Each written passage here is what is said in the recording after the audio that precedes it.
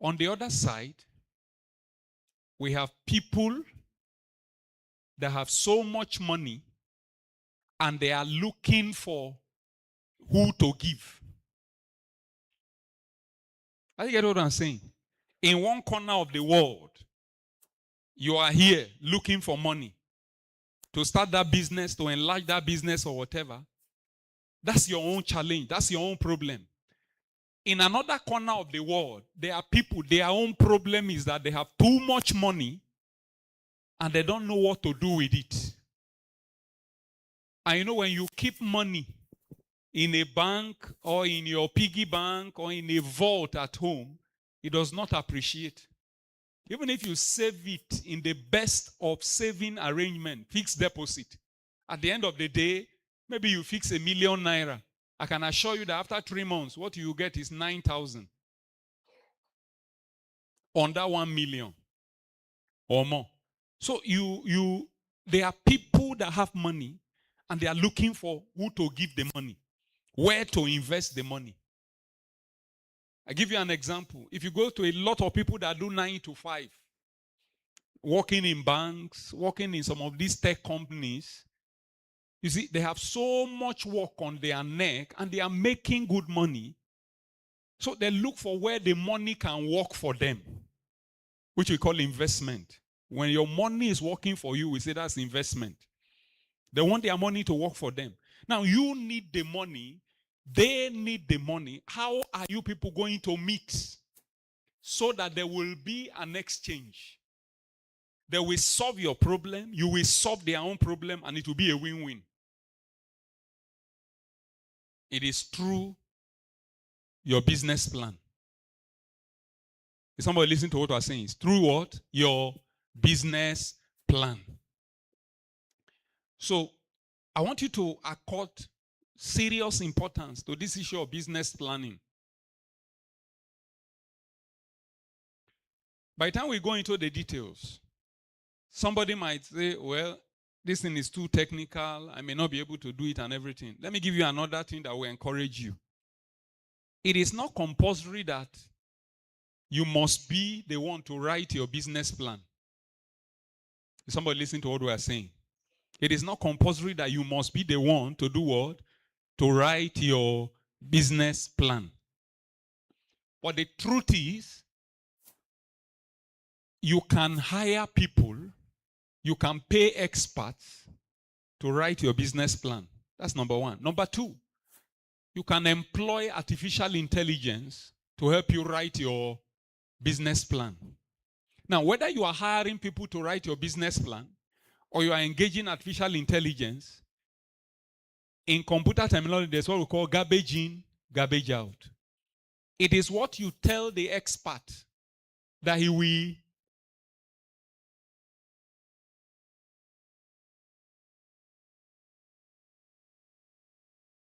through good prompt engineering, how you prompt it, that it will generate your business plan for you. What am I driving at? Even if you are not going to write it yourself, you must know what makes a good business plan and what makes a bankable business plan. So that if somebody has written it for you, you can say, no, this is not what I want. This one will not sell. Or this one will sell. Even if AI writes it for you, you can correct it and say, no, this one is not good, this one is good. That's why I want you to pay attention and understand business planning very, very well. And then, whether you are writing it or you are not writing it, it does not make a difference. Now, we said a business plan, essentially, is a written guide that helps you on how to start your business or how to run your business. Please, if you have, so that we can have some good attention and whatever, we have slides. Is that okay? We're going to transmit the slide. If you registered, we will push the slides to you. Not just for this session, even for the other sessions. So you can access them on your phone or you can put them on your laptop and view. So because of that, you don't need to be writing everything. I hope that is understandable. Now, a written guide that helps you to start a business or to expand a business or to run your business. It's like a roadmap. You want to travel from here to Sokoto and you don't know the way. If you take a map, it will guide you. You don't need to ask anybody, depending on how you understand the map, and it will take you there. Now, it is a document that helps you to secure loans, secure funding. It promotes the growth of your business and helps you to run it very well. So we can say that a business plan is essentially a written summary of an entrepreneur's proposed business venture containing operational details, financial details, marketing opportunities, the marketing strategy that will be engaged. It also captures the skills of the manager, the people that are going to run the business, and then some financial analysis that will convince any investor that, look, this is a safe place for me to put my money. That's essentially what a good business plan is. The aim of a business plan is that I want to convince anybody I want to do business with that it is safe to do business with me, that it is profitable to do business with me. And so it's a document that requires gathering enough information. Now, by the time we are done with this, some of you that have been thinking that you have been ready for business, it's just that money is not available. You realize that you are not ready for business yet. And maybe you've approached a bank, you've approached one or two persons, and they didn't take you serious, they didn't give you money. You will soon discover why they didn't give you money. You will soon discover why they didn't give you money. Because you have to do a lot of research to get a lot of facts. These are the facts that you put into the process of compiling your business plan. And at the end, you come out with something fantastic. And for you to know, to get any information on business planning, you must know what you are looking for. So hear me and hear me well. A good business plan. If you give me a document and say, this is my business plan. I want to start a nursery school. I want to start a clinic. I want to open a restaurant. I want to start a recreational garden. I want to go into export and import business and whatever. Whatever is the kind of business. You see, the good thing is that there's no business that cannot be approached through a business plan. So if you want to write a good business plan, there are certain things that we must see in your business plan. There are certain things. And look, business plans change in character and in composition as you move from one field to another. I hope somebody is listening.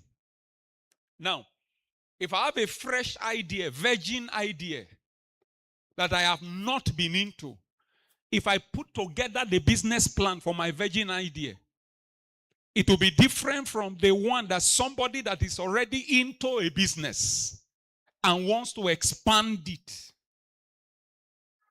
will write. Are we following? Now, let's say it's the same business, school business. I want to start a crèche, a nursery, and a primary school.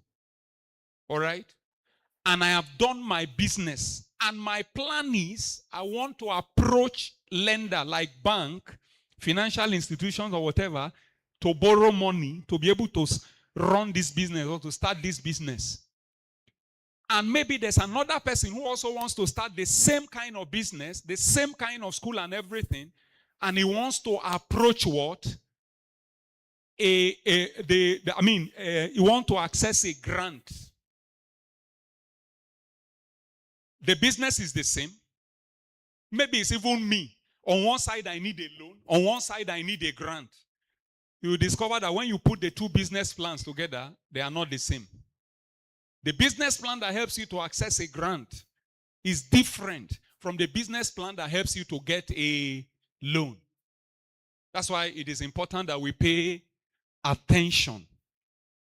But whether it is for grant, whether it is for loan, whether it's for business expansion or starting a young business, there are certain things that must be in every business plan. We call them the essentials of a good business plan, the essentials of a bankable business plan. The minimum contents of a successful plan. Next slide, please. Number one, there must be what we call the executive summary. Executive what? Summary. Media, give them the next slide. The executive summary.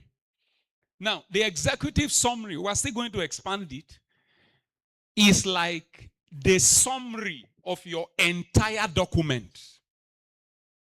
The summary of your entire business plan. If you have done a project in school before, you know, at the end of the day, there's the first page after the title page. And what is there? We call it what? The abstract. If you look at the abstract, it gives you a sum total of everything that is in that project is all about.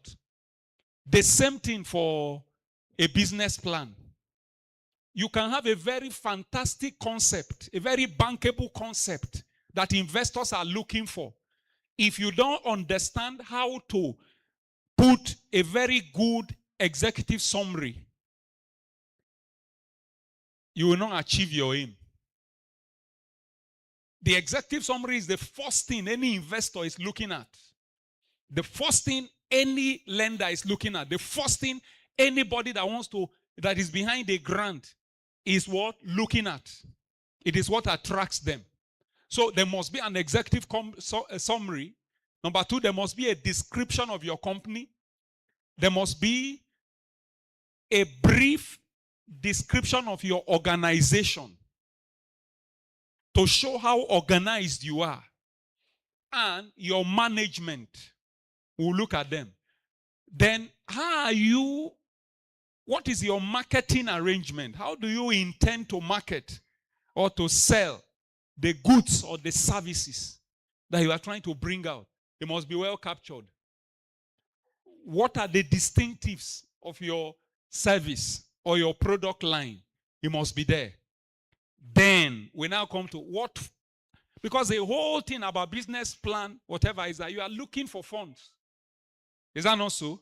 Whether it's a loan or a grant, it is funds. So you have to include your requests for funds. And then what we call the financials. I even put examples for us to see. The financials, analysis and other things. And then the appendix, other supporting things that you have to add to strengthen your argument. Several years ago, we were in Testimony Chapel somewhere in Akute, and You Win, the You Win program was on. How many of us heard of You Win? Under Goodluck Jonathan then. And I came to church, and I told a brother about You Win. He never heard it. And he piqued interest in it. And he went to do his business plan.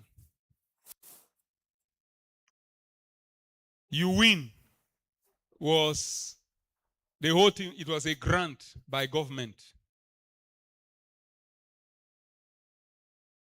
He did his business plan. He sent it to the organizers. They reviewed his business plan. The business plan was fantastically put together. He did all his analysis, supported with all the documents. Everything was very fine. And at the end of the day, he was asking for 4 million naira then. That was around 2010, 2011. When they reviewed what he wrote, they said, "Sir, what you have written is very, very good, very catchy, fantastic. But having reviewed it, we don't think with 4 million naira you can be able to execute this project.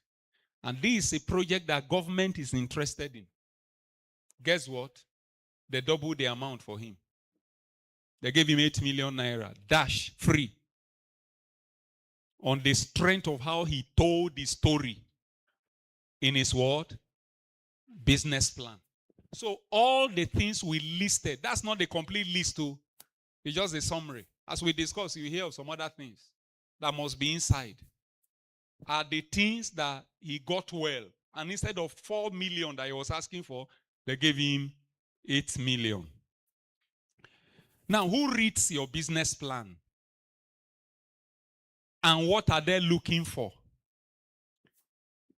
We can categorize the audience that are interested in your business plan into two. If you're already into business, you already have a structure, you have 2, 3 staff, you have 4 staff, you have whatever. Your employees is the first audience that is interested in your business plan. Because it helps them to understand why you do what you are doing and why you will do what you will be doing. Is that okay? There are questions that they will not ask you once they get access, they see the business plan. If they are intelligent, okay, this is why Oga does not employ people from outside. This is why he does not employ at this level. This is why he pays what he's paying. This is why he's not doing this project, this product, or this line of product. He's focusing on this. Everything will be answered by your business plan. So the first people that are interested in, the first audience is what? Your employees. Number 2, investors. Now, external people, let me call them external audience. Among your external audience, somebody listen to me, I want to expand it now. Among your external audience, we have the following. The first one is, we have investors. People that have money and they want to grow their money. So they give you the money, you take it, go and trade with it, and once you are done, they make some profit on it. They are investors. They are corporate investors. They are not too big investors. And they are individuals who invest. They are even what we call angel investors. People you don't get to see. For instance, I can be sitting in my office at Ojota every day. I can be sitting in my office at Ojota every day. And because of the volume of work, I have some loose millions. I can approach people, like one of the platforms that Pastor mentioned when he was leading prayer, and I say, okay, take this. At the end of every quarter, they pay me. In fact, most of them, once you invest, they give you your profit upfront, and then the money is held down for them to give out to other persons. So they are individual investors, they are corporate investors, who will give out money on loan to help people. These ones, we cannot call them equity investors. You know why we can't call them equity investors? Because equity investors are investors that are interested in ownership of your business, part ownership of your business. So the first kind of investors, they don't just put money and then like a loan, and at the end of the day, you trade, you give them their profit and whatever, they go. But an equity investor, especially if you are a startup, you want to start something, he can bring the money, but he'll tell you, look, let's value it in terms of shares. So at the end of the day, maybe you have 40% of the shares, he has what? 50% of the shares. And you have to be very, very careful because you can lose ownership of your idea. I went somewhere to preach. And one Baba, I've been to that church 2 times and he has met me for prayers. One of the best performing FM stations in Lagos. It was his idea.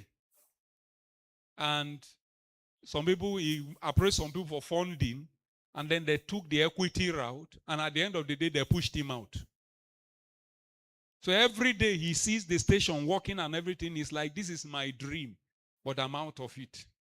But there are ways that you can go through equity, whatever, and you get money. So number 1, investors, whether they are equity or non-equity investors, are part of the external people that are interested in your this thing.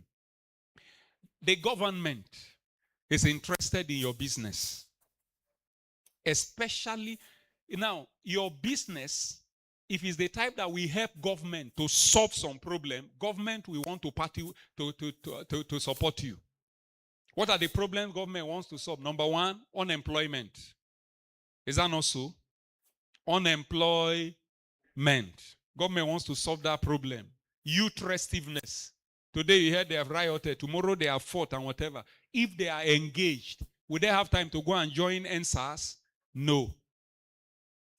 So government is interested in giving grants so that when you start your business, you will help them employ people, create jobs that they have not been able to create, and you help them solve some social problems.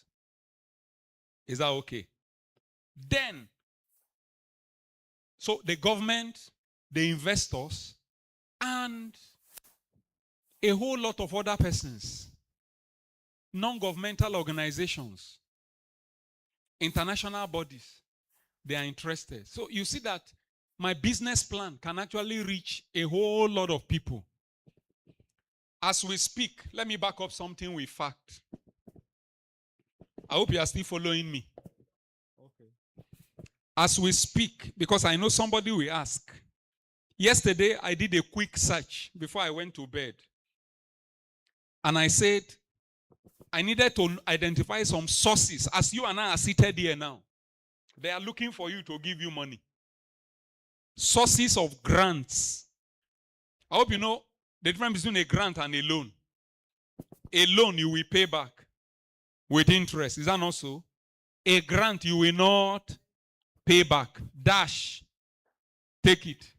So I just say, forget about loan. That of loan you know. Go to Union Bank, go to any bank or whatever, investment bank, Access Bank, you will get enough loan if you meet their terms. Or LAPO. If you are not ready to use your kidney for collateral. Are you getting what I'm saying? Let's focus on grants. As you and I are speaking, I said, I just ran a search. Sources of business grants in Nigeria for startups on one side and for expanding of business. Now look at the results that I got. Tony Elumelu Foundation. How many of us have heard of Tony Elumelu Foundation? They offer up to $5,000 non-repayable seed capital. How much is $5,000? Close to 7.5 million naira. Non-repayable. Take it. You are not paying back. Go and do business. Number two, there's what we call the Youth Economic Intervention and De-Radicalization Program. YEIDEP.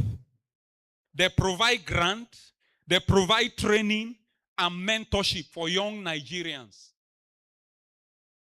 Number three, SMEDAN. How many of us have heard of SMEDAN before? Small, Medium Enterprises Development Agency of Nigeria. They have this conditional grant scheme. They offer grants for nano business, micro businesses. Their focus is on helping you get equipment.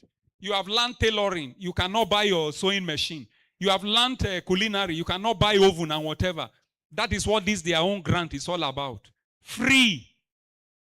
Get you equipment, build capacity for you, and give you some little operational support. Now, those are government related. Even Elumelu partners with government. Let's go to private sector grants. There's what we call GET, Compass Grant Program. They offer up to 2 million naira non-repayable grant for SMEs. Up to 2 million naira. Sarah by Wema Bank. They call their own Sarah Wema Bank. They provide up to what? 2 million in grants and advisory and membership support for women entrepreneurs. Women entrepreneurs. And I'm going to say something about women. Please remind me. Deji Ali, ARM Young Talent Award. They call it data. They offer up to 12 million in funding, business education, and business acceleration support. All this one I've told you are in Nigeria alone. Then let's go for international one. There's the African Enterprises Challenge Fund, AECF. They give grants and matching funds for early stage and growth of enterprise. Google for startups. That one is for black founders. Already you and I are qualified. Are we not black? Just because you are black and you can prove that you are starting a business, Google, this Google you use to search and whatever, they have a grant that is meant for you. And guess what? They provide equity-free cash. That's, they are not seeking to be part owners of your business, up to the tune of $150,000. Google. These opportunities are there. Let's come home again. How many of us have heard of Lagos State Employment Trust Fund, LSETF? They do a lot of grants and business support. Bank of Industry, BOI, they provide grants, opportunities for SMEs and startups. Have you seen that we have enough opportunities waiting for us? It's just that we are not accessing them. As we are speaking, some people are there. They are about picking checks. And every day, government is rolling out this thing. Government even created a ministry, humanitarian affairs, for it. These things are working. It's just that you are not where they are working, so you think they are not working. It was on phone. I did a mini whatever during the lockdown. And I got 2 million naira for my wife. On phone. On phone. Just answered some questions, structured everything, using her account and everything. Ma'am, we even thought it was a joke. They credited our account. So the funds are there. Now, I said I wanted to mention something about women. Is that not so? Now, very quickly.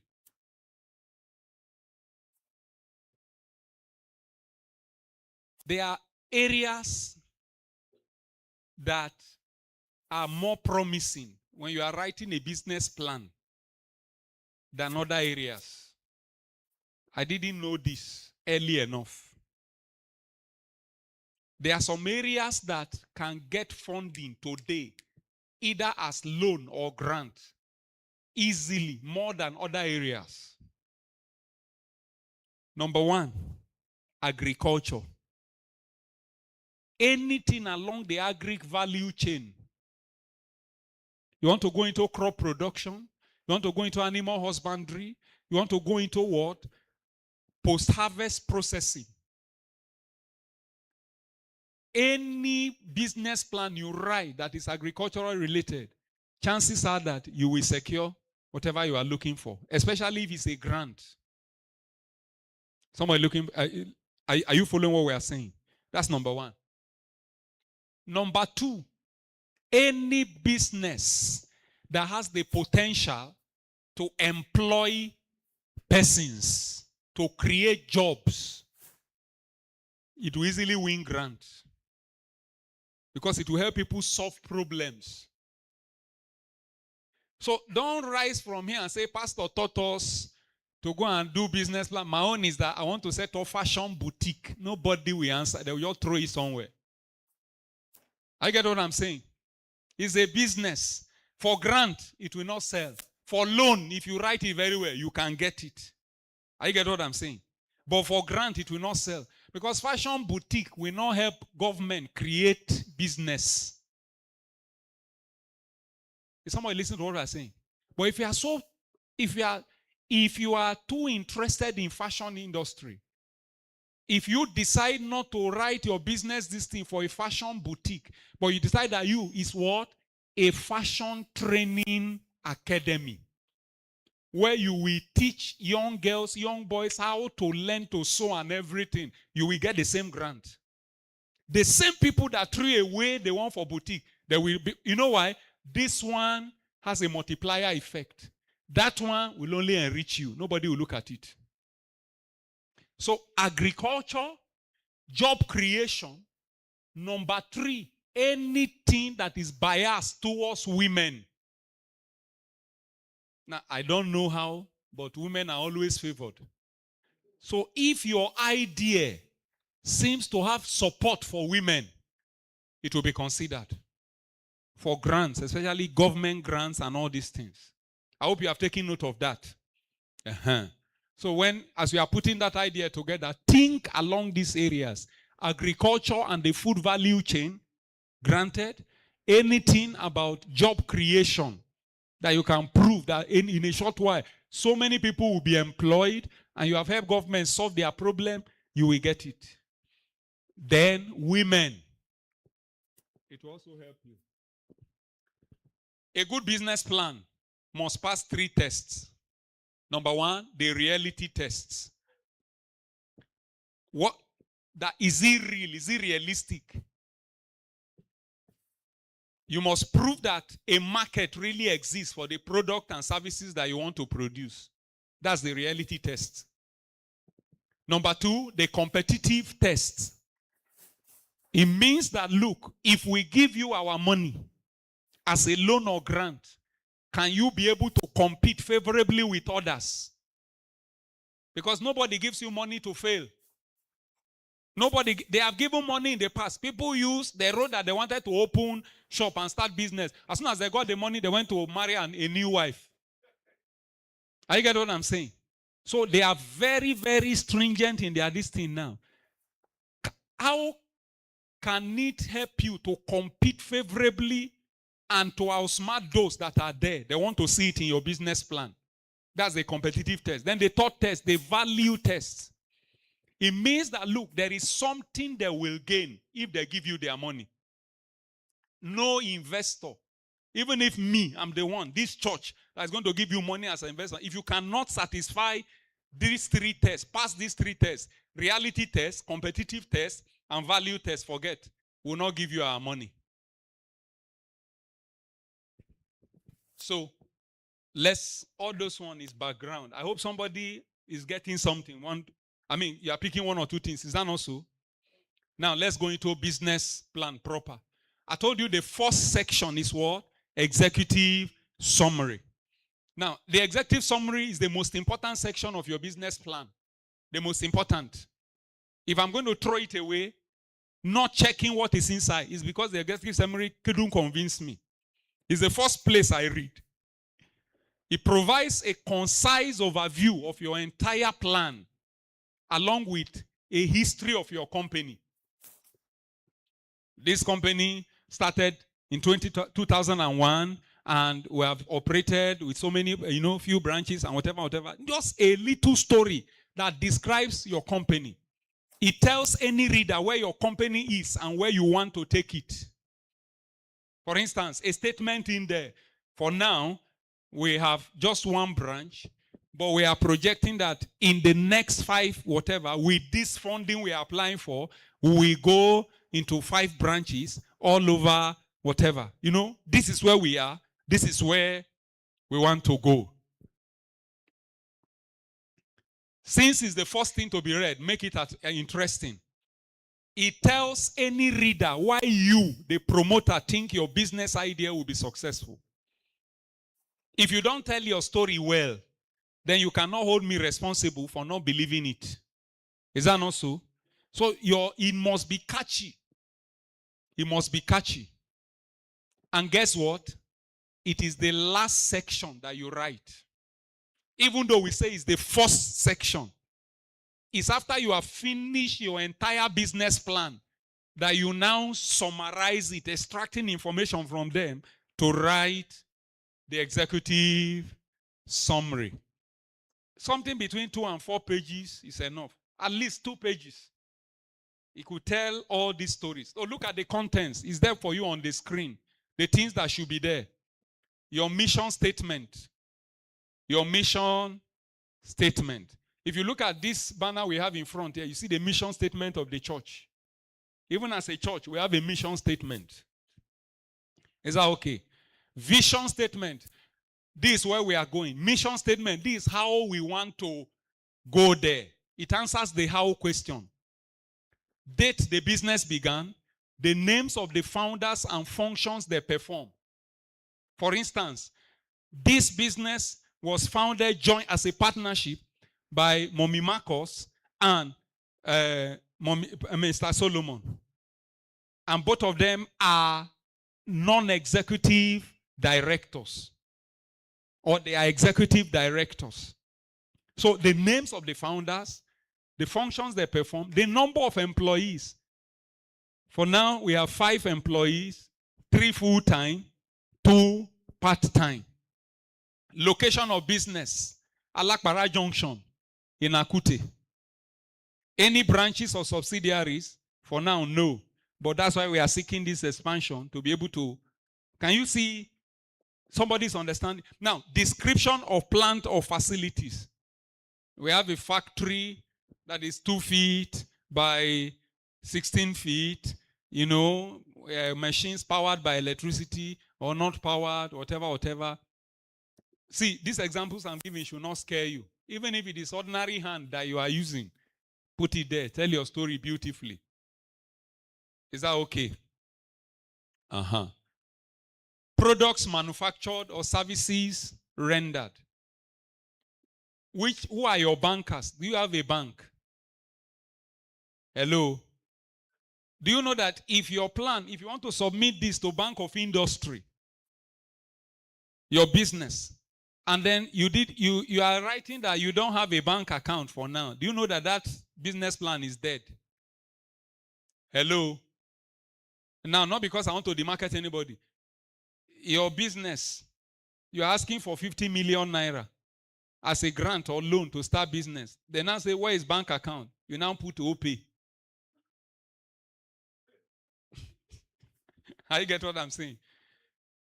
With, the security features that are attached to a regular commercial bank, whatever, that they can run after you and get you. And then you think you are smart, you are putting those things. They will not. So, who are your bankers? What is the summary of your company growth, including financial or marketing highlight? You will understand this as we go. Then summary of the future plan. Now, look at the things that should be in an executive summary. Those are the things we have listed. Is that okay?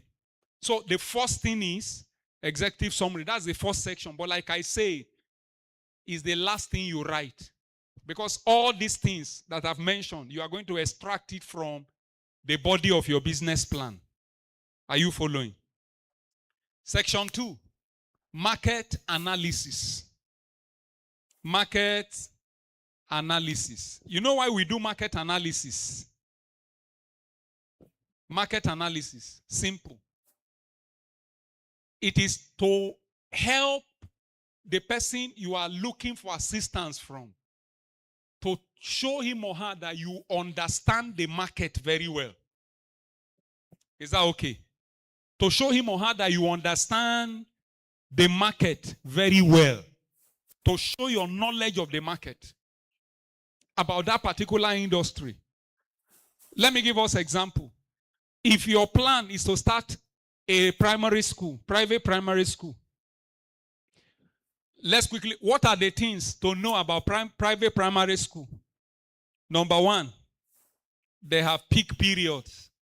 Is that not so? Their money doesn't just come every time. They have money in January, they have money in April, and they have money when? September. Because that's resumption period. Within the first 2 weeks, that's when their money rushes in. Are you getting it? Then they have periods when SACPA hold them. During the holidays, especially the long term. That's where some schools don't pay salary and some we pay. These are things to know. You want to start the business of school bags, school items, and toys. You know you only have one peak period, and that's September. Is that not so? Because what people buy then, hopefully they believe their children will have to use it for the whole. Yes. These are the things you need to know. So, in your market analysis, you are trying to convince them, I am not a small boy, even though I want to start this business, but I've been a player in this field all this while. I understand what works and what will not work. Industry description and outlook, target market information. I am targeting these particular people. Are we getting it? Do you know that you can target a particular people? For instance, you want to open a restaurant.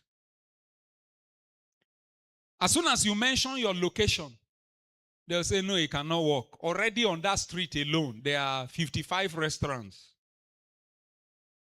How can this one work? We will not give it our money.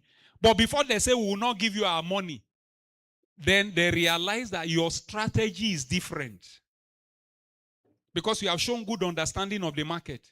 And how do you show good understanding of the market? So, okay, even though there are so many of these in that place, my own is that our lunch will be ready, already in takeaway packs, and we deliver. You just wind down, we deliver to you. You don't have to enter. So they say, this is a new concept. It is not there before. So we are looking at the target market information. If you want to deal with youth, now it is through things like this that companies like the telecoms, they decided to do bonanza and free call time. And when did they put the free call time? In the night, from 12 a.m. to 6 a.m. Do you expect that the Adams to be awake at that time because it's free call time? Who and who will be awake? It is the youths that have the energy and the students. So they target them. If they are coming to Unila campus to make promotion, it is those ones they won't sell their teleconferencing package because that one students will not buy. You don't consign them. Market knowledge. So you do a market analysis. Then this thing is what? You describe your company. All right? It should include a high look at all the different elements of your business put together. Information about the nature of your business, as well as the list of primary factors you believe will make your business succeed. Just assume that you are writing it to give to somebody that is already doubting you. So you are forceful about trying to convince the person, this my business will succeed. So you are saying, even though this one, the market is saturated, we are coming with a product nobody has. And we are coming with a system that nobody is using. Whatever is making you tick has to be part of this section. Be sure to list the marketplace needs that you are trying to satisfy. What is the problem you are trying to satisfy? For instance, if I look around Akute, business people now, in terms of business, what are the problems you notice in Akute? Quickly, can I see your hand? Okay, let me give you a particular business. When it comes to the fashion business, what are the problems or challenges you have noticed around Akute Alagbole Junction? Alagbole axis? Poor growth. That's the result. What's the problem leading to poor growth? There are so many issues now. There are so many problems, so many whatever around Akute for fashion players.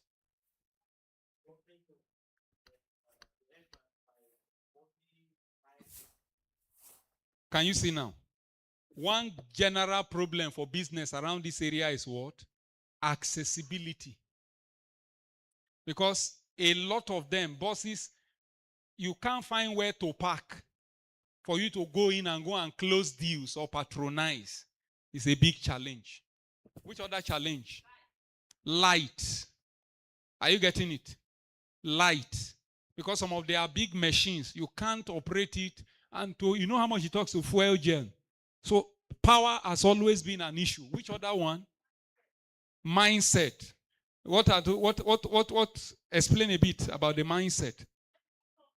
Yeah, when you're talking of price, they feel this one is very expensive. Yes. They want something that is cheap. Are you getting it? I challenge one Somebody that sells fashion close to church bus stop there. One day I say, I'm looking for something like this. He say, Oga, I know waiting you define. I say, bring it now. That's the kind of thing I'm looking for. He say, Oga, I know waiting you define, but if I put on here, they no buy am. And he doesn't want to tie down his money. So he buys the one that they will buy so that his turnover can be very, very quick. All right? So you know the problems in the area, and then you show your ability to satisfy these problems. The next part of this thing is your organization and management. See, listen to me. After your executive summary, I told you that's the first thing any investor will look at before giving you money. Is that not so? The second most important part is this one, organization and management. Because that's where they know that you are not just a wannabe. Either you or your team that you have put together, you are qualified, you have the experience, you have done it before.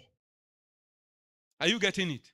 This is where you convince them that you are not just cooking up lies to run away with their money.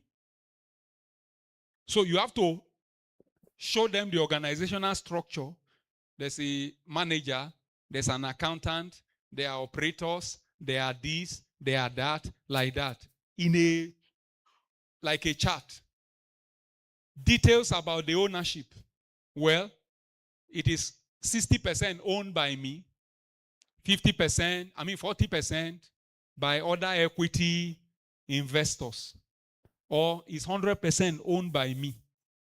Or I expect to put 30% of the shares outside and 70% will be by me and everything. Ownership structure. The profile of your management team, qualification of your board. How qualified are they? This is what we encourage them, that this business is viable. People that are going to run it, they know what they are doing. The next segment is as you go further there, you are looking at what? How much do you pay? You know why this is important? If I'm going to give you money, and then I go to the salary section, I see that your own salary is 500,000. Your people is this. I quickly do an addition. In 6 months, all the money I gave you will not even be enough to pay the salary you have put here. It shows me that something is wrong. So I want to know the wage level and those things. That's about the company. All these things, just go straight to the point. This thing. The next section is your marketing strategy. The services you are rendering, the goods you are producing, how do you intend to place them out there for people to know? Because so many businesses started producing well, but sales killed them. Marketing destroyed them. They don't know how to. That may even be the differentiating factor between you and your competition. So what is your strategy to grow the business? How do you want to acquire human capital? Are you going to buy up an existing business with their staff? Like, you have heard of people buying a whole school, all right, with their staff and everything. Fine. Or you want to hire new and this thing. Is it a franchise? Like Mr. Biggs now, it's a franchise. So once you get a location, you buy the franchise, they train your staff, you run on their recipe and everything. Nobody knows that you are the owner. So the goodwill of Mr. Biggs as a brand will be selling for you. And you will be making your profit. Another thing about marketing strategy, what is your market penetration strategy? You know what we mean by market penetration? How do you want to increase your market? Let's assume you are doing this business plan so that you can get money to expand your business. How do you want to increase your sales. Look at your strategy must be price adjustment. You want to lower your price a bit compared to your competitors. That's good. Your may be promotion. You see all these things that people do, get some boys to dance, create awareness, distribute flyer. Yeah, it may be your own market penetration strategy. Yours may be product improvement. I want to improve my product, add some extra features. Maybe you are doing let's see the product we have in the house here now, Zobo. But you reinforce yours with vitamin A, vitamin K, even vitamin Z. So that people will know Zobo plus vitamin. That's product enrichment. It's a market penetration strategy. So when you see peak 1, 2, 3 with vitamins and whatever, which is normal from ordinary peak, it is what? To penetrate the market and enlarge the market. That's a market penetration strategy.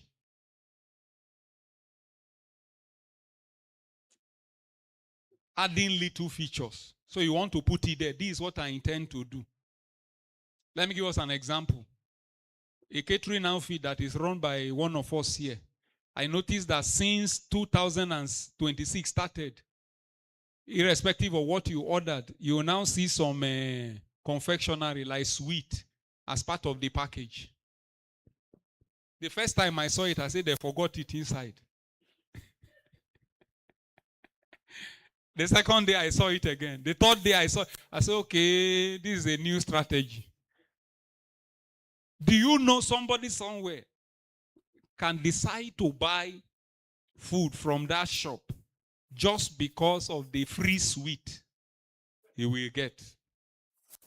So let your head start thinking now. How can I enter the market? Channels of distribution. Formerly, I was selling by myself. Now I want to use wholesalers. I want to use wholesale, retail, like that. And then how do I communicate? Am I doing jingles? Am I doing roadshow? How do I create awareness? All these are part of your strategies. If you put it, this thing, and then the next, this thing, the service or the product itself. What are you producing? What's the difference between what you want to produce and what is there in the market? In marketing, you are talking about how you want to give what you are producing to others. But let's come back to what you are producing. Gong, gong, gong. Do you have any copyright on them? Are they the ones that are strictly yours, that no other person can do? Those are things you should know. After all this, then we come to what? Your requests. Is somebody following? Your funding requests. Having given all this information to convince anybody, Oga, I am asking for 5 million naira. I am asking for 4 million. I told you earlier that somebody wrote it, all these things very well. And when he asked for 4 million naira, they gave him what? 8 million. So this is, a lot of us jump here. But what will be used to judge your request is all this other information. How solid you are, how knowledgeable you are of the market and everything. So, under your funding requests, things like how will you use the funds? Do you have any long-range financial strategies? How much do you need now? How much do you need immediately? You may ask, okay, I need 2 million and then 1 million per year over the next 3 years as booster funds. This is how you put it. All right? Do you want equity or do you want debt? Equity means they will give you money, but it will now be valued as shares. They will now become part owners of your business. Debt means they will give you the money and then you will pay them. Any day you finish paying them, your business is yours. They are not owners of your business. Both of them have advantage and they have disadvantage. How will you use the funds that they are going to give you? Everything about the fund. Then, having made your requests, You have to convince them with financial analysis. That's the next section. What is financial analysis? 3 to 5 year financial statements, balance sheet, cash flow statement. I'll give you an example to see. Just to convince them. Can you see what is on the screen now? 5-year revenue projection. All right? Year 1, he's projecting that he will make about 300 million naira in the first year. In year 2, he's projecting that he will have upped his game to about what? 400 million naira. Okay, it's not there. Can you show them, media, the revenue projection? Is it on the screen now? Media, we are waiting for you. Revenue projection.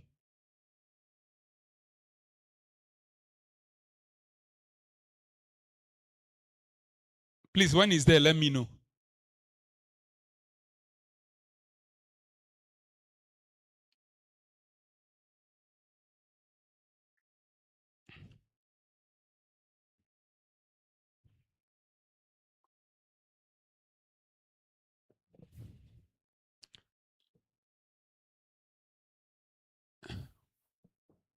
Is it there?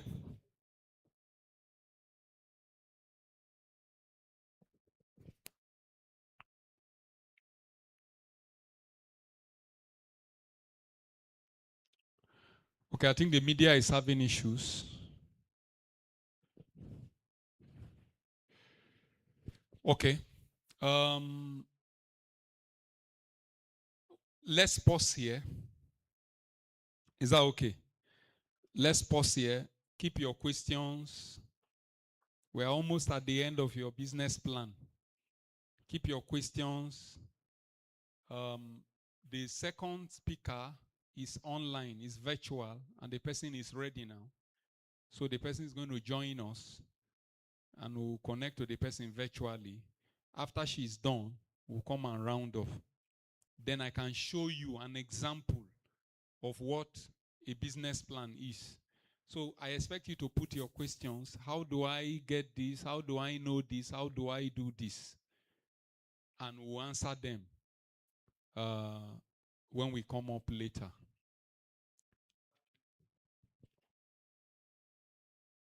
Thank you very much. We'll take a break for now.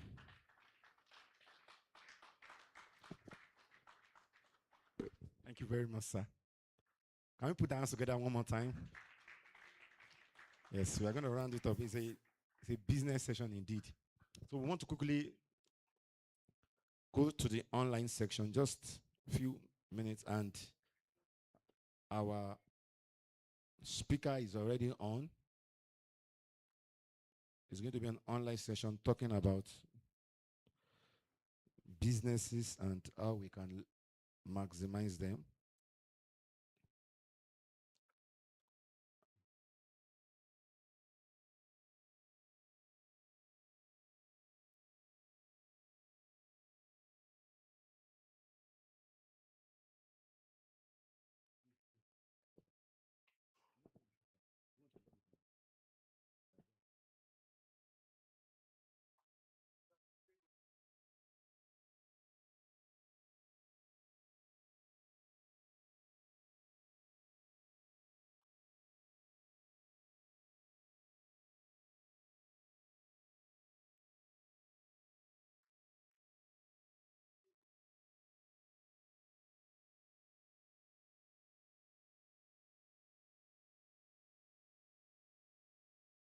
All right, I'll quickly read the profile.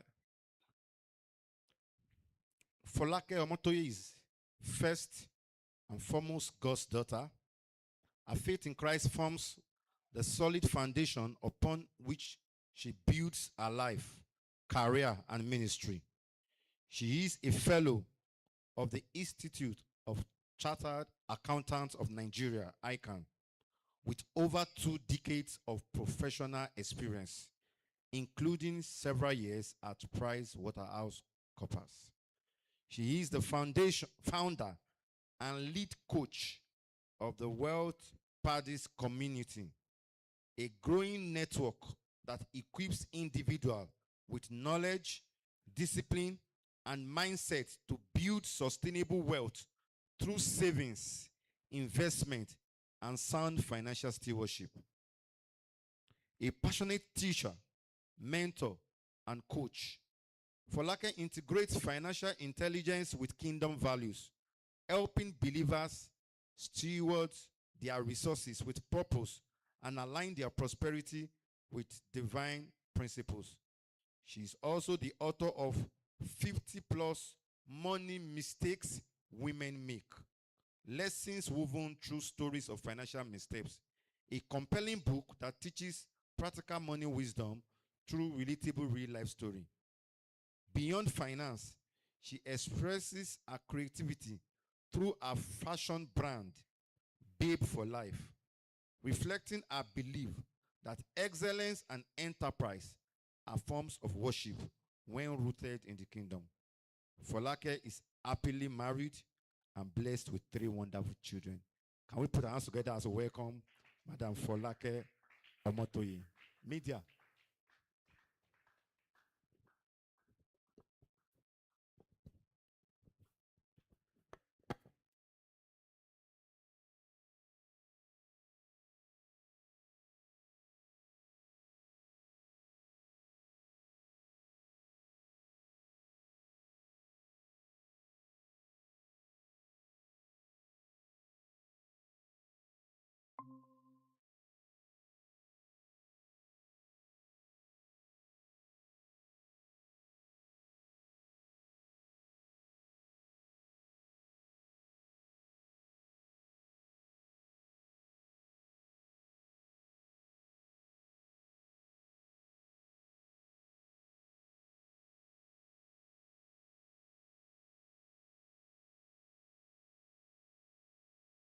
Ma- Hello, ma'am.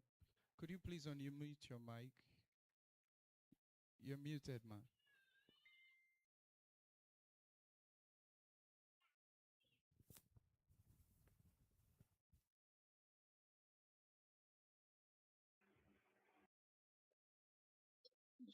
Good afternoon.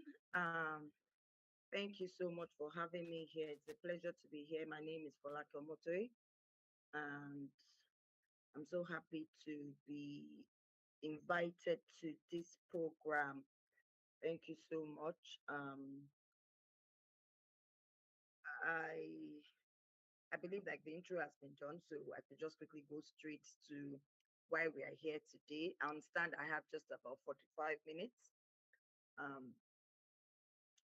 I would like maybe there's a chat or something so that I'm seeing whether I'm on track. Um,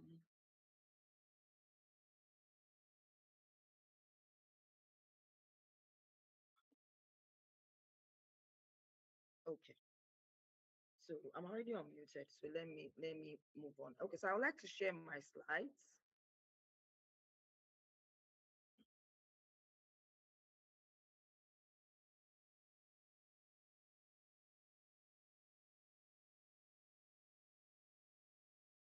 Or if that can be shared ahead. I don't know if it's really.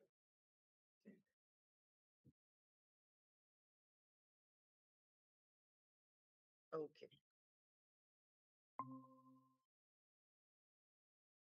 If you can see these slides, please let me know. Send me a chat in the message in WhatsApp so that way I'll be able to know that we're on track. Um, so good afternoon once more. My name is Falaka Motoye. I'm the side also boss. I'm the founder and lead coach of the Wealth Party community. And so very quickly, I want to share with us. Um, I'm happy to be here in the Grace Fortress uh, Christian Center. I'm happy that you're able to invite me to this program. Everything that has to do with wealth is something that I'm always happy to be connected with, and it's a great privilege to be here. Okay, so this session is about financial investments and entrepreneurial lecture. I understand the theme is towards generational wealth. And so generational wealth is something that is actually very different from you just, having money or you just being very comfortable. It transcends beyond generations. It's something that it goes beyond you. It goes from your children to your children. And we have examples of a number of people that we can see that generational wealth is is happening in their lives. You could see it in the lives of someone like KFC. Their dad died a long time ago, and still those brands are still in existence, and the children are taking up, the baton. Okay, so very quickly, let's just move to, what do you think will outlive you? Usually our parents taught us that, just get a fantastic salary, stay there for like 40 years, retire there, and from there you get your pensions, and from there your children will take over from taking care of you. That's not the way wealth is now. So I have this question: what would outlive you? Is it your salary? Is it your house? Is it your business? Is it your value? Is it your financial system? Generational wealth, this gives me to the definition of generational wealth. It's not money. It is a system that keeps producing money long after you're gone. Long after you're gone. It is where assets is being passed from one generation to another. So businesses that outlive their founders, just like I mentioned about KFC. Some businesses did not outlive their founders. I can give an example. I could use someone like MK Abiola. I'm not sure, even though that there's a background noise. I don't know. There's a background noise, but let me keep on talking. And so some businesses outlive their founders. And I said someone like MK Abiola, before we knew him as, we knew Concord, we knew a number of things that he was doing. But the moment he died, everything died with him. And so that's one of the things that we need um to consider when we're looking at generational wealth. It transcends from one generation to the other. It doesn't stop from one founder, and once that person goes, he leaves. Okay, so it's generational wealth is when investment portfolios compound over decades. We're going to talk about compounding. I'm known for, my knowledge in terms of foreign stocks and local stocks, and I believe that we can't make this money except we're able to multiply wealth. And generational wealth is when structures is building these structures that prevent financial collapse. So the key point is not just being rich. We need to build systems that won't die with us. I know that I don't have a lot of time. So I probably might rush, till I get to the part where I want to really spend a lot of time. So let's just quickly look at. I'm starting with looking at generational wealth, because it's the theme and it's the background. And before I will now start diving into financial investments and entrepreneurship. Um, why many families never build wealth? A lot of times, like, and I'm really, because I'm speaking to Nigerians, I want to look at how how we behave. By virtue of my work, I work with a lot of women who are intentional about building their finances. I find out that a lot of us in Nigeria, we focus so much on consumption, food, rent, the basics, school, um, just that consuming, and not necessarily having, you know, those investments in place. So most of the time, our consumption pattern is much more than an investment. We usually in the families, we just, oh, let me get a job that it's comfortable for me. The focus is let me earn that income. But what will we do with the income that we earn? Most of the time, we don't budget, we don't plan. So we're waiting for the next month, and you'll be very surprised that because I work with a lot of people in the 9 to 5, that a lot of people, if maybe like 60%, before the next paycheck, they're already broke, even notwithstanding how much that they earn. So, so a lot of families in Nigeria are not able to build wealth because the consumption pattern is more than investment. Most of the time, we don't have financial education. Sometimes people just want to let me go and do Ponzi and all that. No ownership mindset. We are all after, oh, let me just consume, let me get the next big thing, but we're not after ownership. I have a daughter that we're talking, and she's just 21, And she was telling me, Mommy, I want to buy a room. And I'm like, ah, why? You still have time now. And she was like, no, I don't have time. I told myself this year, you are doing this ownership of people coming together, owning houses through rooms. I also want to be a partaker. And I'm not too young. It's part of my goals for this year. So that by the time I want to build a house, that one will be in some years to come. And I looked at myself at 21. I wasn't thinking of buying, I don't even know, buying a rag, talk less of buying a room, talk less of trying to buy a house.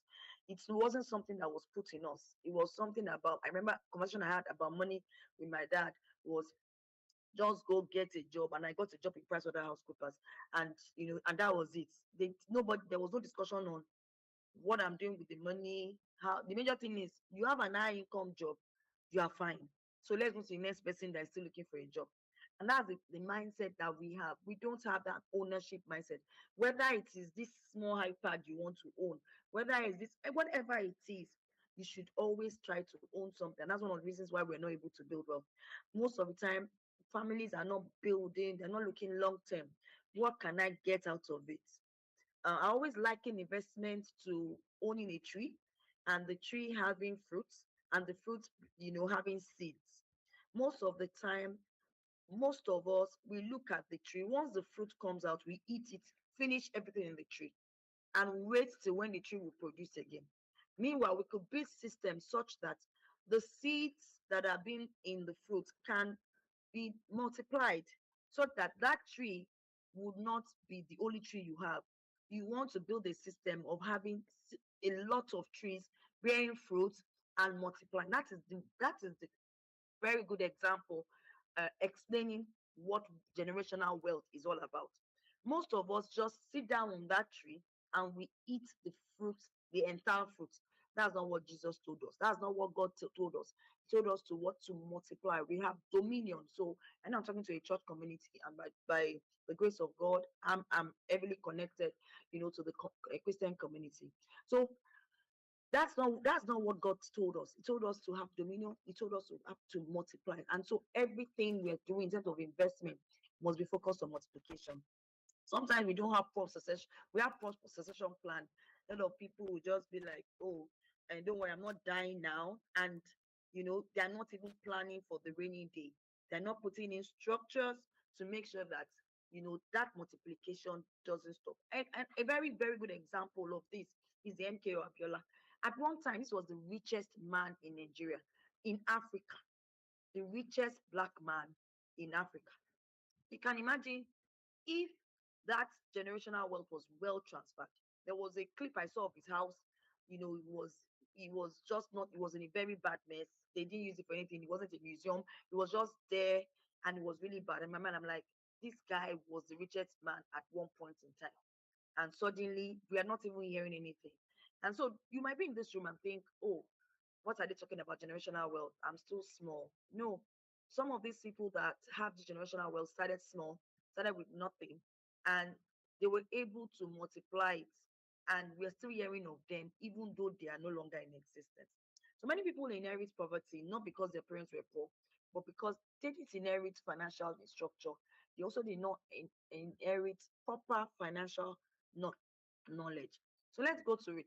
There are three ways we need to there are three pillars of generational wealth, and one of them is income expansion.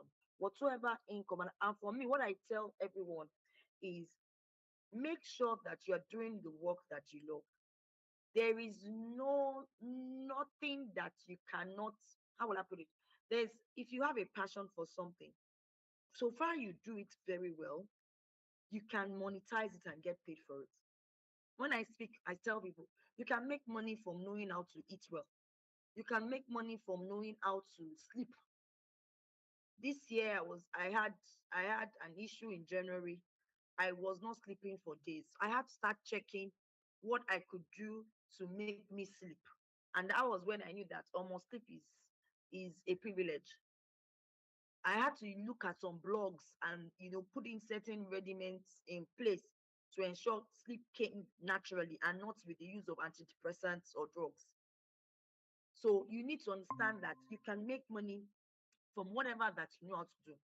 But I see a lot of people being laid back, people working 9 to 5, and they're comfortable in, oh, they've not promoted me. Let me not do anything. No, anywhere you are, I don't know the audience I'm speaking to, whether it's 9 to 5, whether they are business, your business must grow.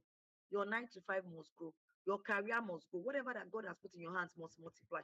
So if you're in a place, you are spending 2 years, 3 years, nothing is moving, salary is not changing, you need to move to somewhere else that they will need. So the pillars of generational wealth: income expansion. Yes, you need to focus on this. You increase your income.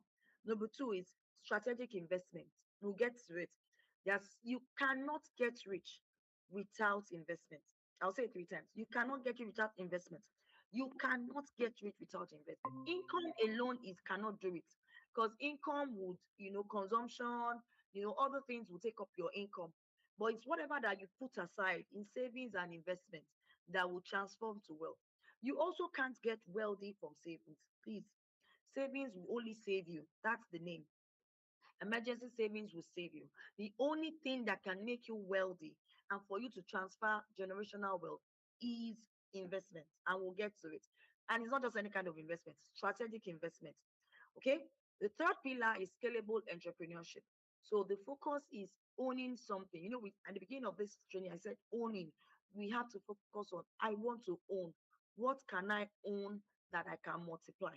And so, whatever we find ourselves doing, there's nothing stopping us, even if you have a 9 to 5 and you have something you're doing by the side, you can multiply it. For someone like me, I was in 9 to 5, but I was like, okay, while I was in PwC, I sell clothes. I have a store in Jabi Lake Mall in Abuja. I have another one, the Palms Mall in Lekki. And I didn't start from there. I started from my house selling Ankara clothes. I don't know how to sew. I got tailors all over Nigeria, all over Lagos. And I'll go to Shodi, buy fabrics, give it to them Ankara, give them the style. I put it on my Facebook, and I was making money from it. And so when it was time for me to leave PwC, it was so easy to say, okay, you could rely on this business and start other things. I didn't just leave. Quite recently, somebody told me 2 days ago that she lost her job and she had nothing. So my plan is, everyone, even if you have the best 9 to 5 that in the world, have something. It's not a sin to own your own business, no matter how small. It's not a sin to start your own. It's not a sin to own something that is yours, no matter how small. Don't wait till when you are very old before you now start thinking, what can I want to do? So, if any of these pillars are missing, wealth collapses. And let me explain. If you are, maybe, let me just say, you're like the chief legal officer of Amazon, yes, you will be very, very rich. You will be very wealthy. But that doesn't mean your children will be that wealthy. Because once you don't exist, that job goes. You can't do that job in the grave. And they cannot say because your children are your children, they should come and take up that legal officer in Amazon. It's not possible. I was reading recently, I think it was Bruce Willis or something.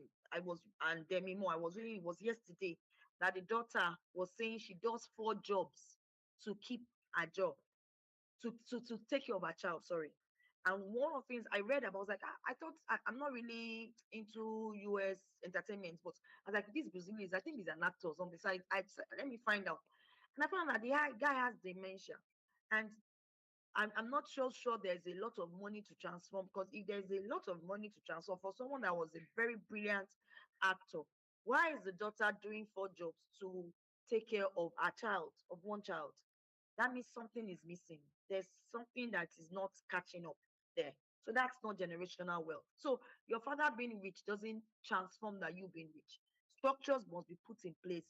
And no matter how well people say, oh, everybody say all these motivational will say, oh, you need to have yes, you need to own your own thing. Whether you call it business, whether you call it self-employment, whether you call it, you need to build something that will make you money while you sleep. The best way for you to have pillars is from your income, yes, but you from your investment, yes, and also from owning your own businesses or investments in businesses. You need to have the mindset of, I want to make money while I sleep. And it's very easy. We'll get to it. So what's the role of investment in generational wealth? Like I mentioned, your job will pay you. But if you invest, your investment will pay your children. Your investments will buy income producing assets. So for someone like me, I do a lot of investments in local stocks and in foreign stocks.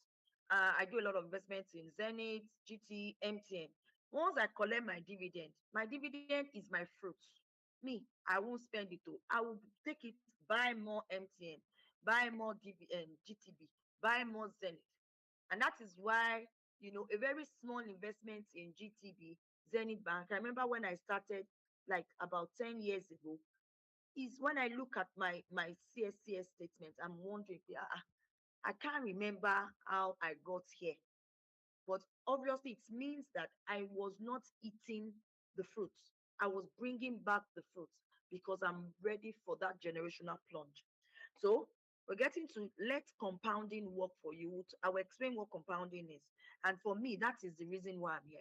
Anything you want to do, let it compound. If the thing doesn't have the ability to compound, stay off it. That cannot give you generational wealth. That's most likely consumption or something else. And in all this, you must also make sure that you are protecting your purchasing power.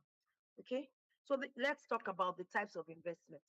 There are so many investments that are out there, but I found that a lot of Nigerians focus on Ponzi schemes, focus on get rich schemes.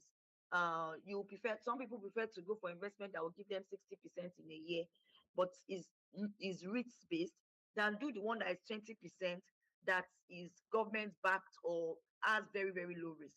So most of these things one needs to consider. One needs well, I used to.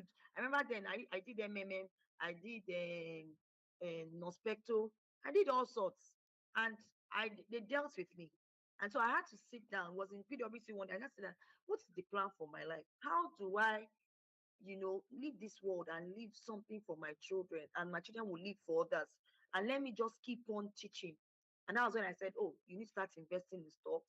Started investing in local stocks. Later on, I started doing foreign stocks. My business was getting profits. The profits, I was showing it back into the business. And before I knew it, it was becoming bigger. That initial seed investment, I can't compare it to what the business is worth now or what my investments are worth. So stocks, local stocks, US stocks, there are so many stocks that are doing well. But I notice a lot of people, because the stocks are doing well, they now want to enter now. Stocks, you need to be very patient. You need to enter and consistently be in it. Stocks are not what you would invest and say, "Oh, I want to be there for let me just enter now. Then when I need money for an emergency, I'll go and pull out my money." No, your your stock, if you sell off your stocks, they should bring in, is for more purchase of more stocks or more assets, as the case may be. And so some of the investment that we should be looking at, for generational wealth: mutual funds. um we should be looking at, what mutual funds are, where a basket of funds coming together. You are investing using, some of these companies. There are several: Stanbic IBTC, ARM. They come up, they invest on your behalf, they give you what the rates are, and you just put in your money, maybe on a consistent basis. But there are certain things you need to understand about investment. There are some investments that it can get as high as, let me put infinity, and let me put stocks to be like that. Stocks can give you whatever price, but mutual funds can't, because they are low risk, but they would give you, a particular percentage. Real estate is also something that for me is infinite, and I feel that um a lot of very wealthy people, there was a research done, that I think the first 10 wealthy people in the world, they had three things in common. They had their own business, they had real estate, and they had investments in other people's companies or their companies. So that's stocks. So whether it's your company, whether it's another person's company, those are stocks. So really, we can just simplify it that you cannot be rich except you invest in stocks and real estate. In stocks and in real estate. And please note, I know I'm talking to a church. Stocks, and it's not gambling. It's just valuation of companies, and it is played with a lot of demand and supply. People saying, "I want this," people saying, "I want less of it," and that dictates the price, and people buy. It's different from gambling. Okay, so investments in treasury bills. Treasury bills, those are government, usually government bills, They're usually 1 year. They're pegged in a particular amount, and all that. We have ETFs. These are exchange traded funds, and that's a basket of funds of stocks together. You could have a basket of stocks because they are quoted on the New York Stock Exchange. So we have certain ETFs that focuses on maybe gold. We have some that focuses on commodities. We have some that focuses on growth stocks. We have some that focuses on growth technology stocks. So like a VGT focuses on growth technology stocks, and those are where we have stocks like Amazon, and that was where like Amazon, Tesla, all those ones, all those companies, put them together in a basket of funds and you can buy them. So business equity, that's we've said that, owning your own businesses, and also digital assets, those are things like crypto and all that. But like I put here, please apply with caution. I'm not a crypto expert, and I'm always, it's for me, it's still a new thing, and people need to be very, very careful. So no matter what your income stream is, I tell people, even if it's 5,000 naira you have, put it in the market.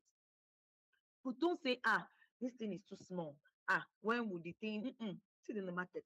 You'll be very surprised how, look at how, I think it was three years ago, GTB was priced at 18 naira. GTB is now 120 naira. No stock split, nothing. That means maybe a 180,000 is now 1.2 million. 180,000, 1.2 million. Even the exchange difference we had didn't go that bad if you should do all the maths. So whether you like it or not, it still became a realized gain when you sell your stocks. So please, you need to know that if your money is not being invested, it is depreciating. After this training, you need to ask, where is my money? What is my money doing? Is it multiplying, or is it sitting in people's accounts?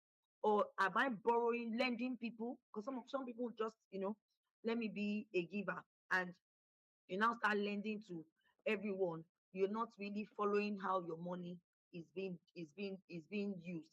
Make sure that your money is invested. You can invest it in all this, and also invest it in the work of God. So for me, those are the places that you can put your money and it will multiply. But not that we will now say, oh, let me just put the money in the bank. Where if you just put the money in the bank, we're just a little better than the guy that, Jesus, the parable of the talents, where they just gave one and he kept it in the ground. And when he was being asked, the master was saying, if you had kept it in the bank, I would have gotten something for it, which is like even Jesus is telling us that's the barest minimum. That's okay. Okay, you put it in the ground, it's not doing anything. The next thing, you put it in the bank. After you, if you don't put it in the bank, then you put it into something, into business, trade with it and let it move on. Okay, so let's move. So it's good we're even talking about this. So investment mistakes a lot of Christians make. Um, a lot of Christians are waiting for the big money. Let me just spend this now.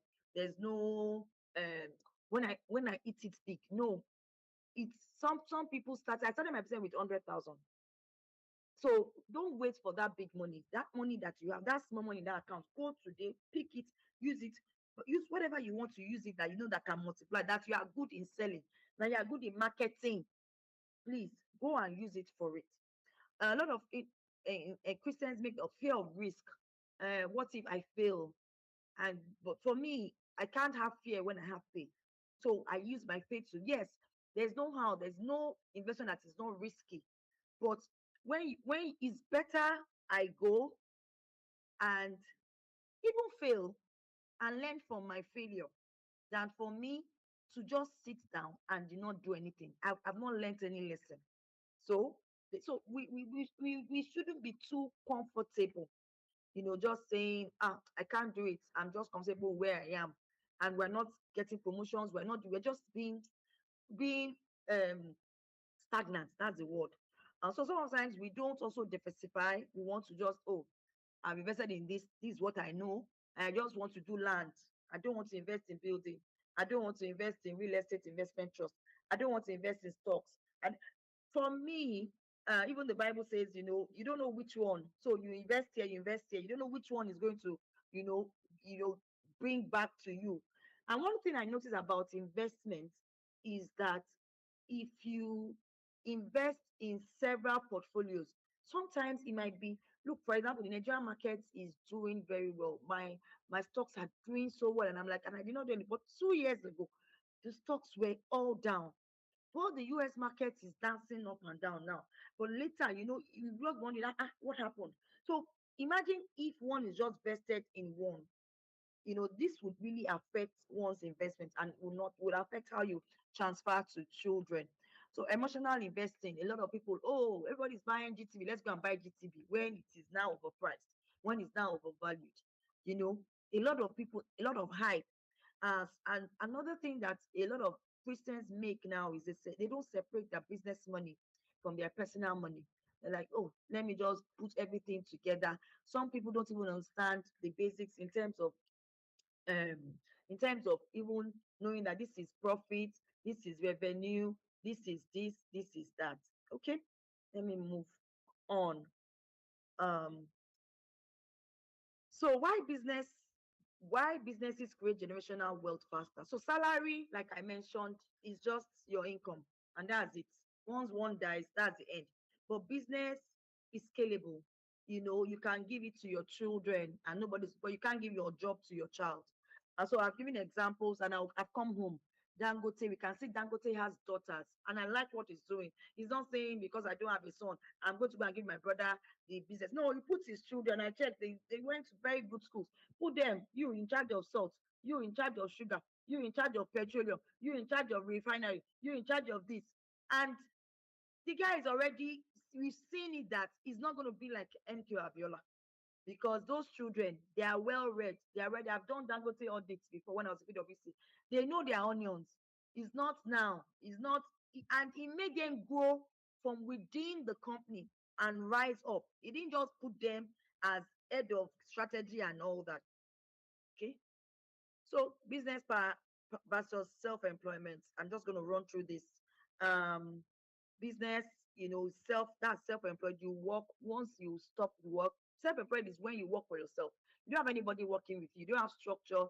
Maybe you're a tailor, maybe you're a fashion designer, maybe you're a baker. It's just you. If you sleep today, there's no work. If your enemy dies today, there's nothing is going to happen. For a business is where there are systems, there are processes, people work. A lot of people will come together. Even if you travel, the business will continue. So you need to ask yourself, am I running a business or am I self-employed? If you are self-employed, it's not a bad thing, but for you to get generational wealth, you need to make sure you bring yourself into a business. And it's easy for you to transform.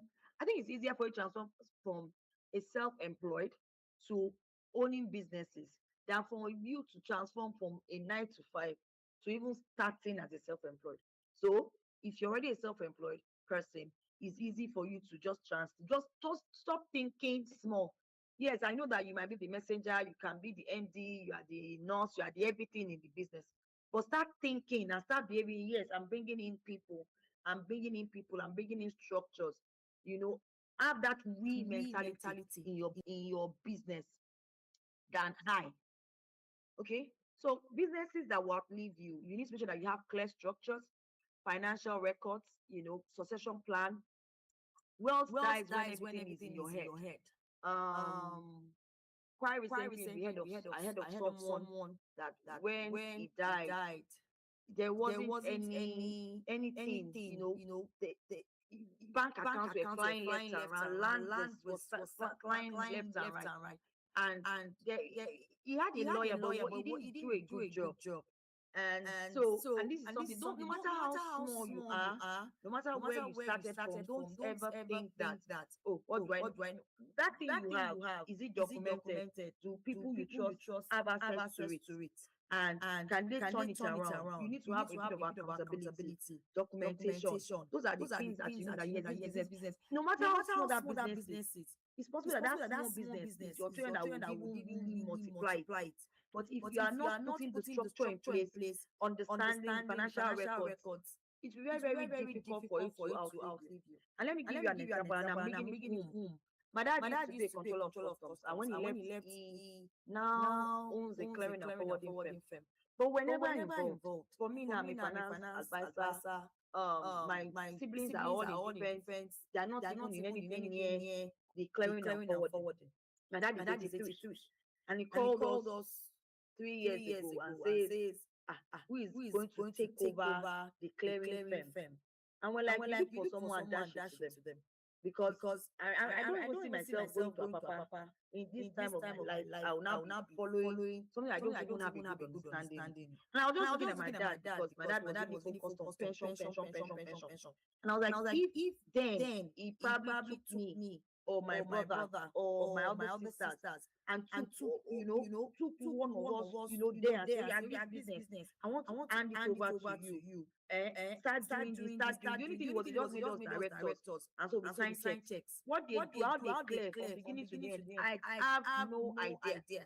My dad, I pray he lives very long. But if he dies today, that knowledge goes. Everything he knows goes. And this is supposedly a very good business, a good profit making business. They are making profit. He has a lot of clients, in the manufacturing space that is working with. But if he dies now, everything goes because none of us work. So this is a very good example of how we could lose out in generational wealth transfer. We need to start involving the people that we want to send these things to. At the end of the day, we need to start involving them much earlier. Not wait till not wait till 80 something. So even if that business is smaller, so I didn't make the mistake my dad did. So at the age of 10, my first child, I started taking her to the mall, start selling clothes.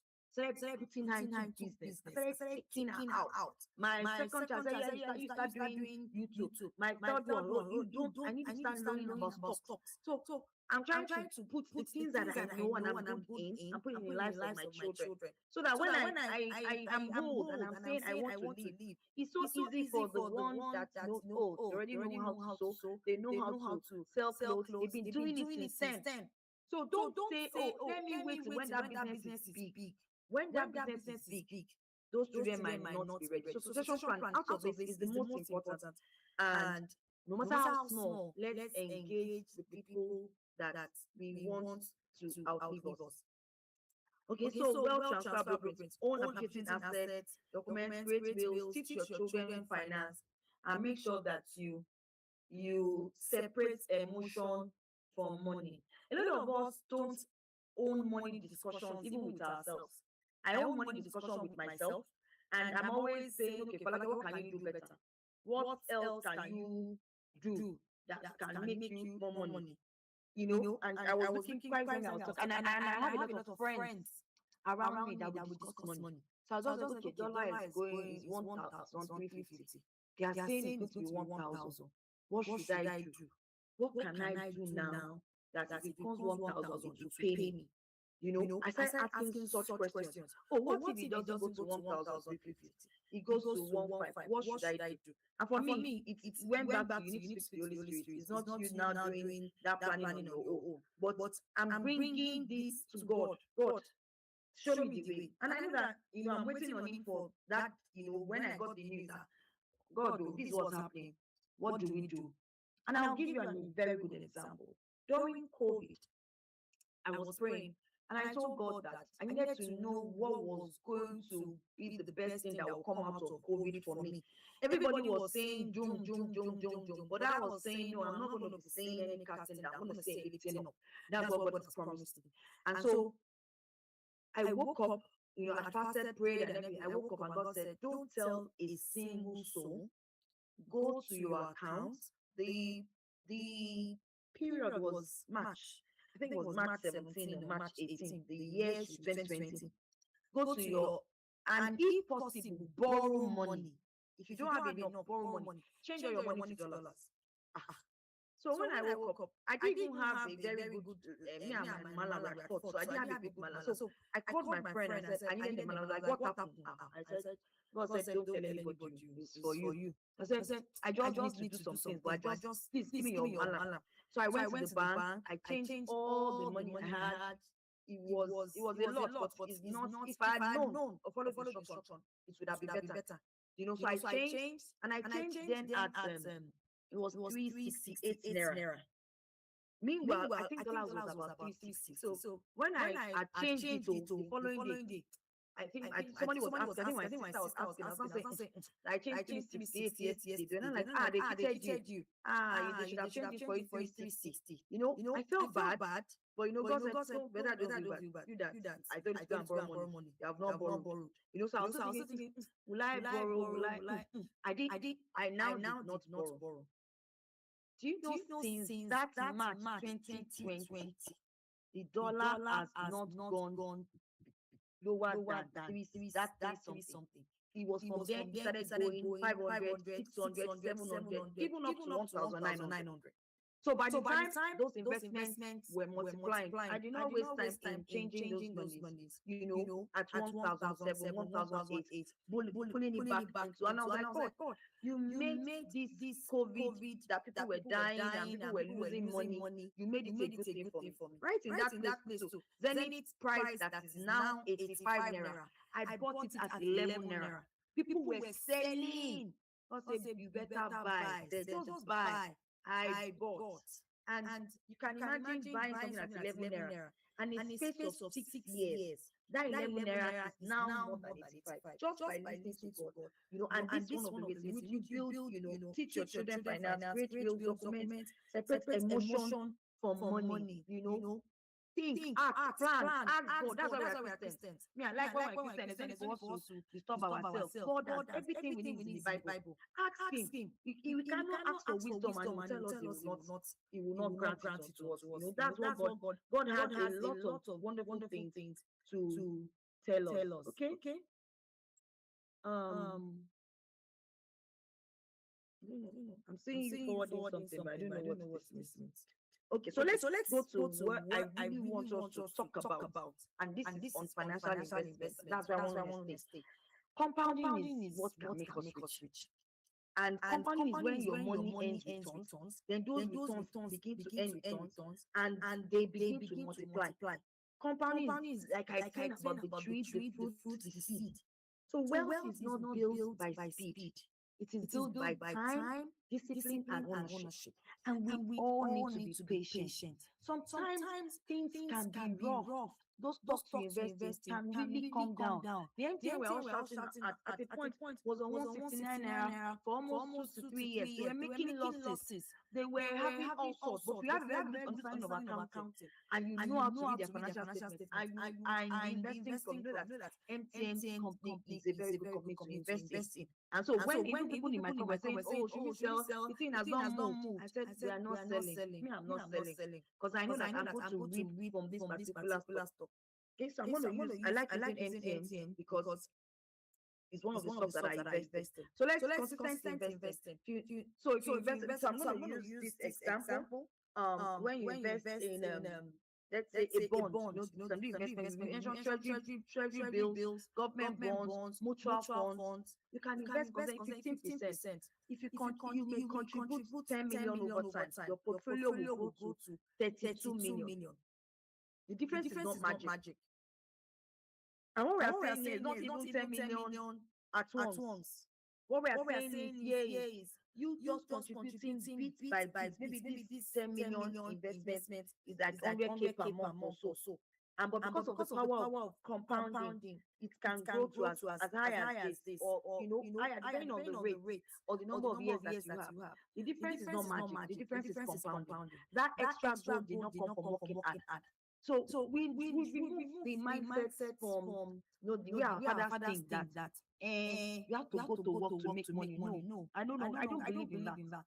Now I make money while I sleep. That is the best way for me to check that I'm making money. If I'm not making money while I sleep, then I'm not yet making money. I am not yet ready for generational wealth. Even my broker knows, how far have you checked your bonds? They're paying this month. Yes. As they are paying, I'm sending you again. Buy more. Because I want to look at it in 10 years time. It's just service. In 20 years time, I was like, oh wow, I don't want to rely on my children. So for wealth, I want to be able to give my children, pay their school fees of even my grandchildren without them being born. Go and pay it ahead. That's the kind of generational wealth I'm looking at.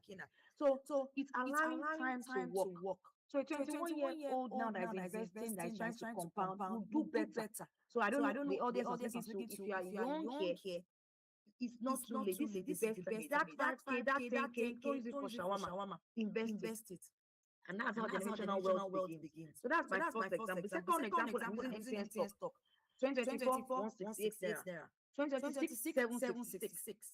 So, if you had invested 1 million in 2024, by the power of compounding, putting your dividend and all that, it's even going to be more than 4.5. So, same company, same market, different mindset. Nothing changed.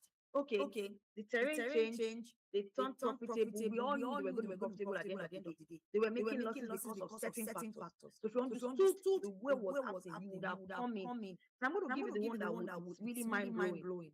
And this thing got me thinking. I had to make a post on my Instagram page yesterday. The example 3. When I gave birth to my son in 2010, I had $200. I was actually giving $200 in equivalent in naira. And I just went to put it in an account for him, and forgot about it. I didn't even do much. I was like, it's child's money, don't touch it, baby's money.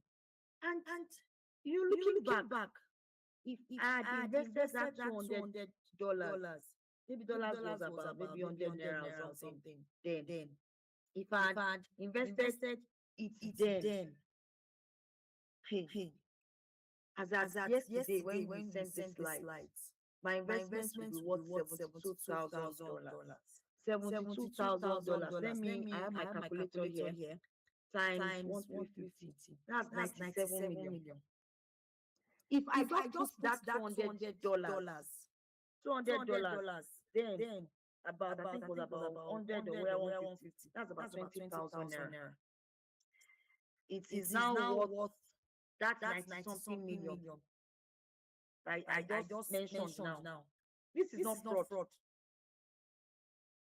Just because I invested in Tesla. Tesla was a new company, innovative. Nobody knew about Tesla.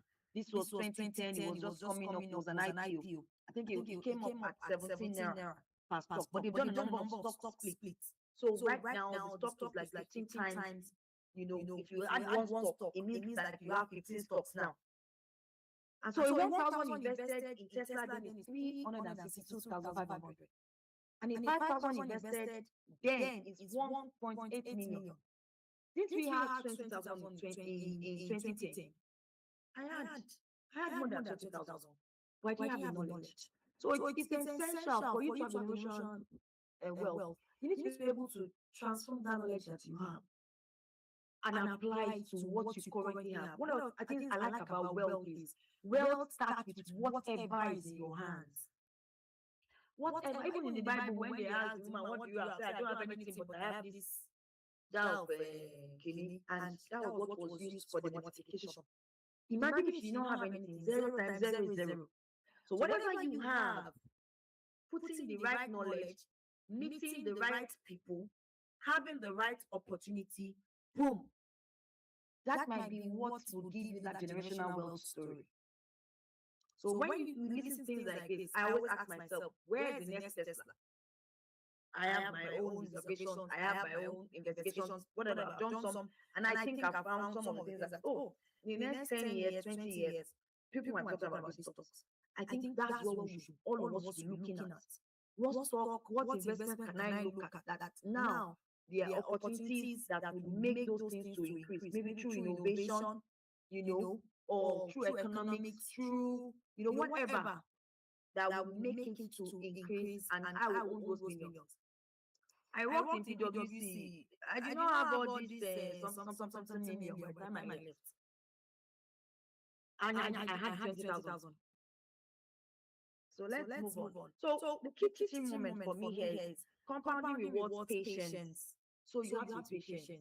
Imagine you investing in Tesla then, and after 1 year, because Tesla went down, stock went down. I said, imagine you pulled your fruits at the immature state. I'll keep going back to that my tree. Sometimes because the fruit can come out and it's ugly. That's not the time for you to take a picture. It's an experience. Keep on planting. Patience. long-term thinking, emotional discipline. Don't move with what everybody is doing. Don't do this MMM. Don't do all this land flipping that the thing will boomerang. Have that ownership mindset. No matter how small, start with your own. Most people quit early. Wealthy families, they stay invested. When things are down, Trump, I know a lot of people don't like him, but a lot, I know he was bankrupt at a time. He didn't have anything, but he rose based on the information he had.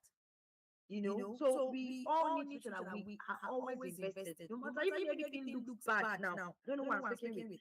Everything might look like it's doom. Oh, it's not looking. That thing you have, that information you have, sell it. I joined. Me, I like to go to. I just go and buy online something to learn. I like learning, and I joined one group, AI group, to learn how to use AI to edit, to do stories. It was 20K. I just put myself, if I lose 20K, it's not bad. I went there and I started learning. After a while, I stopped. I was like, let me even see how much this person made. By the time I calculated this, you know, they talk for something to go and learn. Me, I went to help them to calculate how much they made. 20,000. We had about 100 people in that group. We had about 100 people. I had to go and I was calculating for the owner of the place that is on Instagram now. 100 people, just like that. This lady, she made 100 million. Without the advert, I'm sure she's not even spent up to 50K. And I'm sure those likes she's going to sell it to the next group. It was a month. So I'm like, there are so many things that can be sold and that they are free. Yesterday, I used ChatGPT to, because I had two friends that keep forgetting they're doing their birthdays and I did not have time to type. I just used ChatGPT to put their name and it came up. I was like, somebody can be selling some of these gifts in 1,000. There are so many things that you don't see people selling food recipes for diabetic patients and you see the group is full because there's a need. But a lot of people now say they are broke. My daughter and I were talking about Valentine gifts or something, and she was doing some things. I was like, did you say, I make money? I was just do some of these thank God, the frame is even here. She will just do some of these frames. I don't know whether you guys can see my whatever.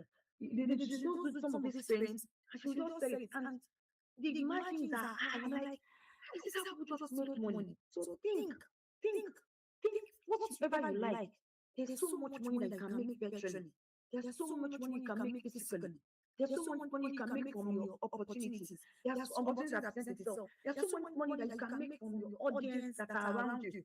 There's so much money you can use to sell your experience. I am here because of my virtue of my experience. I don't know you. You don't know me. But because maybe I worked in PwC, because I talk about finance, I'm always after finance. Everybody around me, there's nobody that meets me that if your finance is whack, if you connect with me, you will do well. And that's me. That's what I know how to do. But you can't catch me owning a crutch.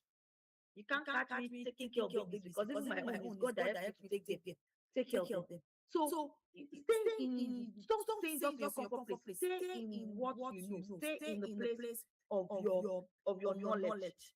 Stay in the place of your knowledge. Don't say everybody is doing this. Let me to also do this. No, stay in that. So compounding is how ordinary people they build extraordinary wealth. There are lots of billionaires just made from the power of compounding. Okay. I'm just going to rush through the different levels of wealth, so that way we know how to it will assist us in knowing where we are and how to get to that place that is the best. So the survival, usually students are in this place, living paycheck to paycheck, income barely covers your basic needs. There's no savings, there's no investments. Your money is just a source of stress. That's survival stage. There's stability. Your bills are being paid consistently. You have very small emergency savings. Your debts are controlled. You can breathe, but you're not building anything. And we said if you don't own, you're not yet wealthy. Even if it's one fine you own, you have just started. But the fact that some people don't own anything, They borrow. Their life is on borrowed, on borrowings. Their life is not on owning something and multiplying it. And that's where we should be going.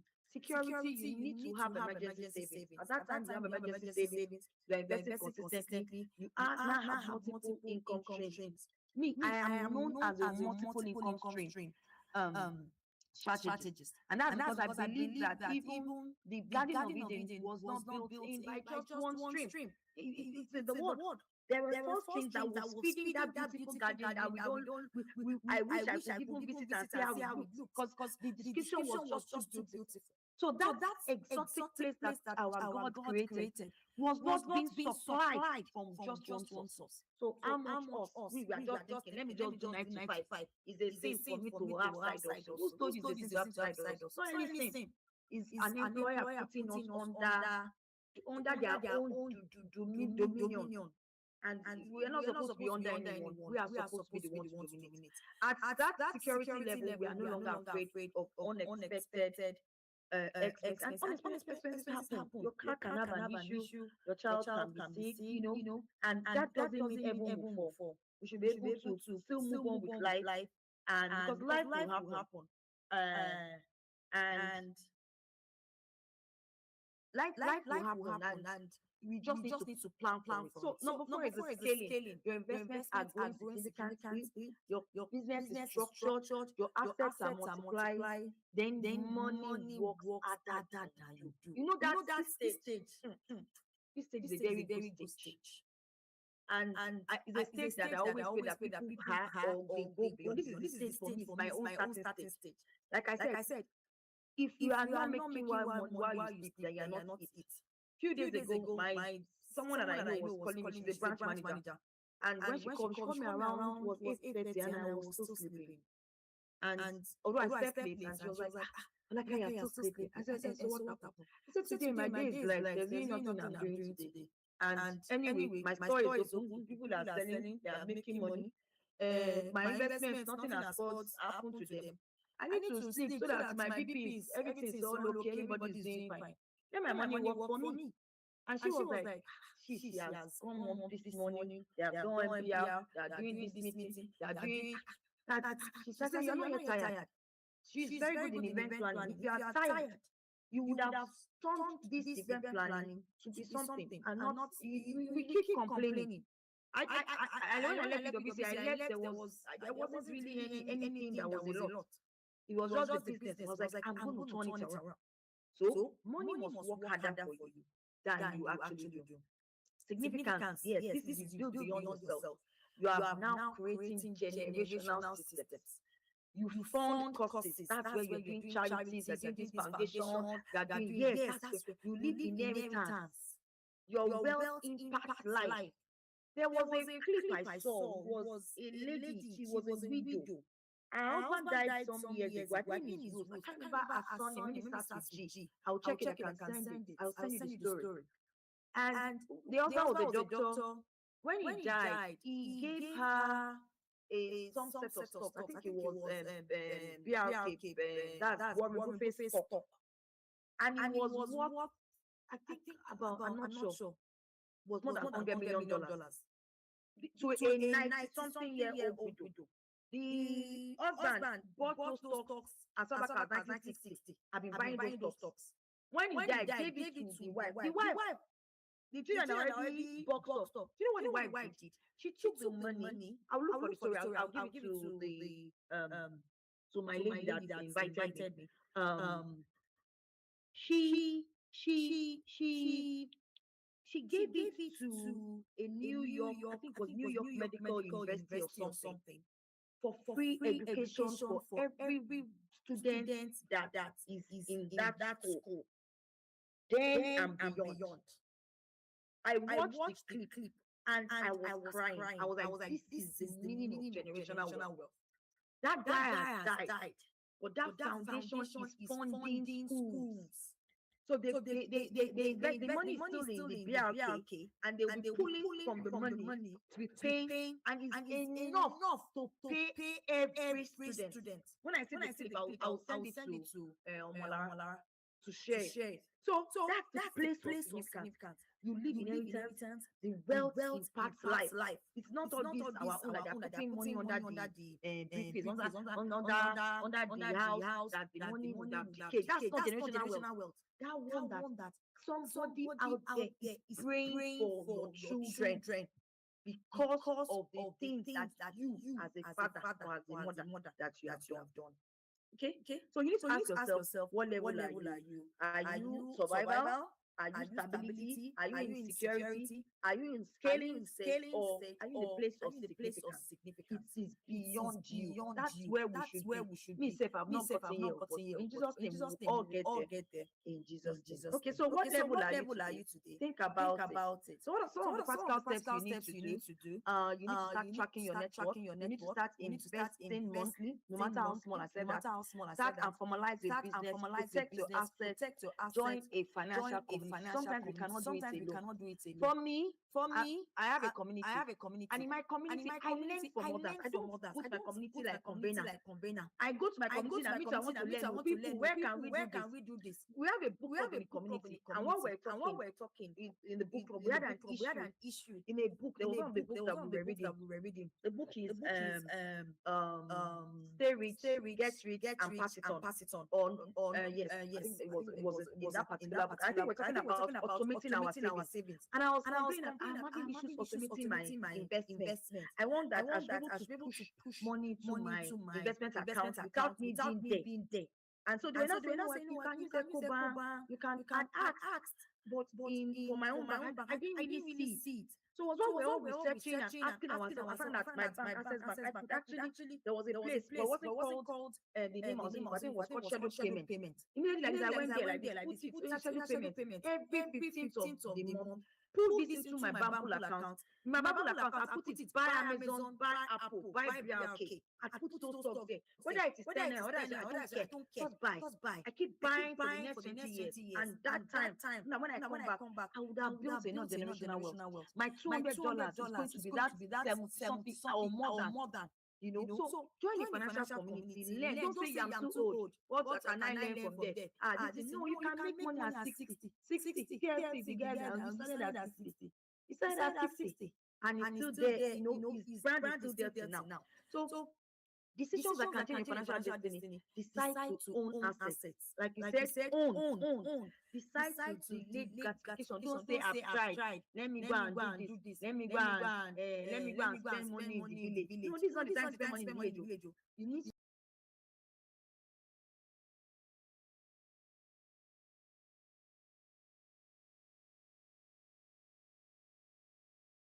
because I know I was 5 minutes and I've more than I'm one of my weaknesses is time management as well.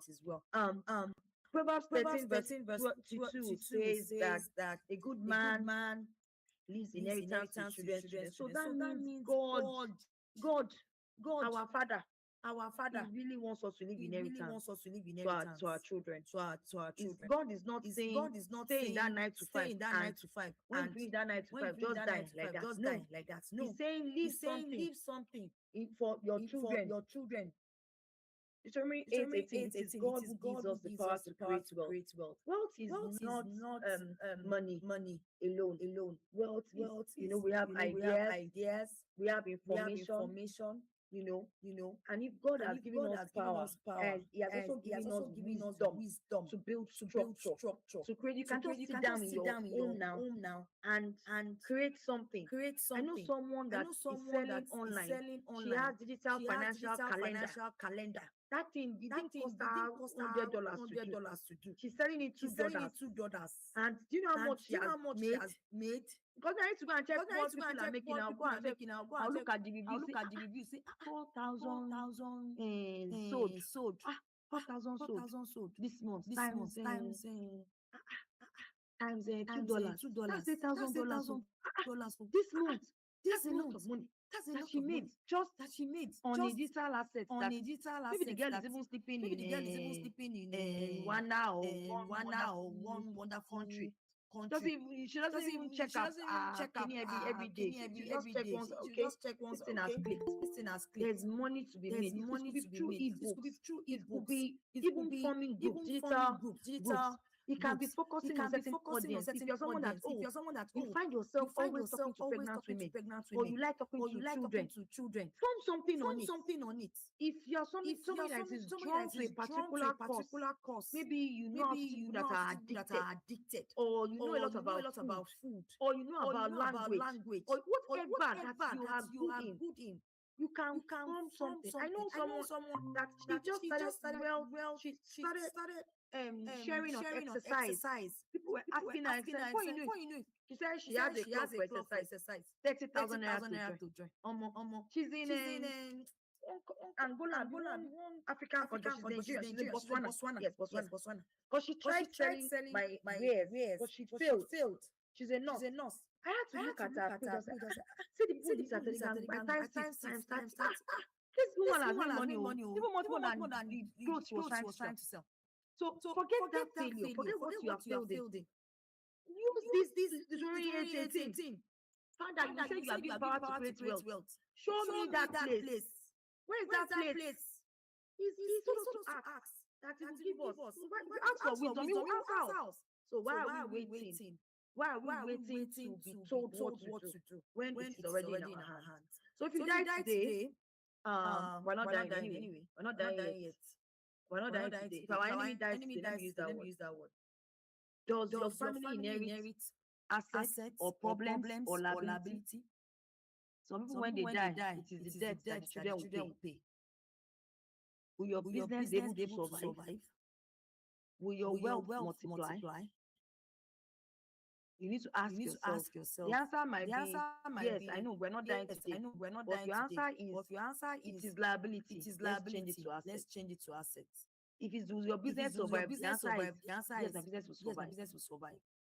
Someone like me, I've started documenting, putting things so that even if I'm not around, someone can take up. In January, I had an health scare, so I had to leave a lot of things I was doing. But the club did not suffer. My businesses did not suffer because they were structured. My girls, they come to work, they know when they're supposed to pray. They know the information that's supposed to pass to me. I know the sales that we're making on a daily basis. You know, without even looking at the POS or the bank statements, there's a report that must generated end of day, 9 o'clock in all my stores must be sent to me. When I was having even the book club, they had meetings. I was not there. I told them I couldn't meet up. I had mentorship meetings. I wasn't part of it. We had meetings with we had bad deals where we make money 10% in 3 months. They had series of meetings with. I wasn't there. There were so many things, and I just said, okay, I think I'm already getting there. The structure is there. It was 1 month, but I was still showing up. On Instagram, somebody was posting. Nobody knew I was really down. So wealth is not generational. Wealth is intentional. It doesn't happen by accident. That's one of the things I'm going to close with. Okay, so I'm going to close with just telling you a bit about myself. How can you work with the side hustle boss? I don't know. Maybe after this we can now have questions because I'm just talking to myself. So this is a club where we cater to savings, investments, and stocks, bonds. We're basically women, but we have very few men. You can always book to speak with me at physical and virtual events. You can have me train your staff, your club, society member, fellowship, whatever. Personal finance. You can reach me on this lines. And you could also join my free Telegram group where you just learn. Those things are free. Those things are low hanging, but the real thing happens in the 20K club and 100K club. Okay? So thank you so much. I don't know if there are questions I'm here to answer. I know I'm taking a lot in terms of time. Thank you so much. Thank you so much, ma'am.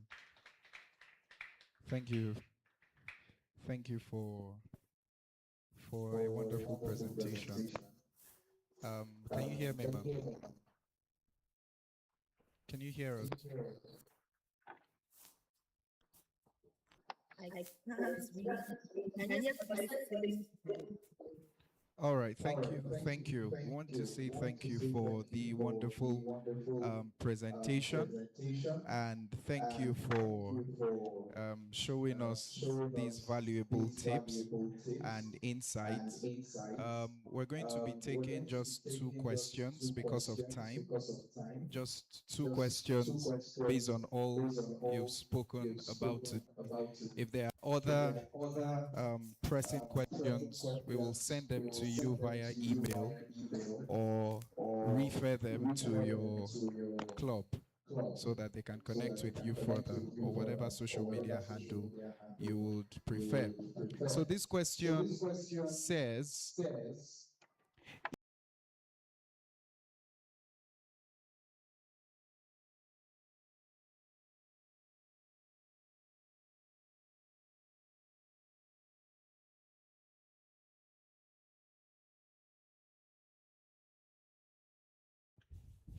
I don't have all the context, but from what I know, from where I stand, I don't think it's right to start with a loan. I think you could use a loan for expansion. I think because you want to test with monies that don't have risk. Loan has its risk. You have to pay it back. But if you start a business with your own money, even if the money gets flushed up, just beat yourself around it. You're not owing anybody. But you can, as the business now grows, you are so sure.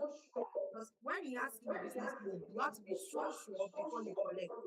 I always recommend loans for assets. And it's for me, if you ask me, is it right to get a loan to buy a land that I know will remain and all the government thing is okay, I'll say go for it, no waste time. Do it. But if it has to be the business, the answer I will give to you is no, except you are very certain that what this person is going to come on it. You tested yourself, your personal money, then you now access the loan. all right, thank you, ma'am. The second question, which is the last, second question, which is the last, is how can we start investing in foreign stocks safely? Foreign stocks. And the person gives a perspective or a follow-up question: what investment platforms would you recommend? What investment platforms, what brokers would you invest? How will the novice start from ground zero and start to invest in foreign stocks? What platforms, what routes do I take? That's what the person is asking. Okay, so thank you for that question. So there are several platforms. Sorry, I don't recommend any because I don't work for them and I don't represent them. But I just use some of them as, for my own personal investing game, and it's been okay. So, for example, I use Bamboo. Bamboo recognize our club, but I'm not going to sit down here and say that I am signing up for Bamboo because I just also knew about them and I started using them. And it's been okay. Their fees, commission is okay. But there are several apps you could use. You could use Tracker, you could use RiseVest, you could use, I think, AgriVest to does. There are so many that are out there and they are pretty safe. But one of the things I did for foreign was I don't buy local stocks on Bamboo. I buy local stocks using my own broker. I use Smart Securities. And the reason why is I don't want to put all my eggs in one basket just in case something happens. Maybe those apps glitch, whatever, governments, whatever. One doesn't really lose out. It's a risk. So those are some of the apps that we use. But one of the good things about, let me use Bamboo, is that they are insured to the tune of, I think, $500,000 or so. And your stocks is not domiciled with Bamboo. So when you buy stocks, it is domiciled with Wealth, I can't remember, Drive Wealth. Drive Wealth is a stockbroker quoted on the US SEC, whatever. So they have affiliation with the US. So when I buy like Amazon stock now, Amazon knows that Folake bought that stock because I get messages that I should vote. I get messages to make a decision. And so that's when I know that, okay, so So when those things are already so except maybe you have money in your account, the once you buy stock, it leaves bamboo. It's now already like in the company. That so except maybe the company does not do well, that's when you lose your money.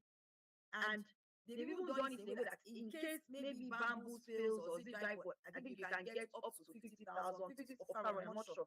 It's insured to that tune.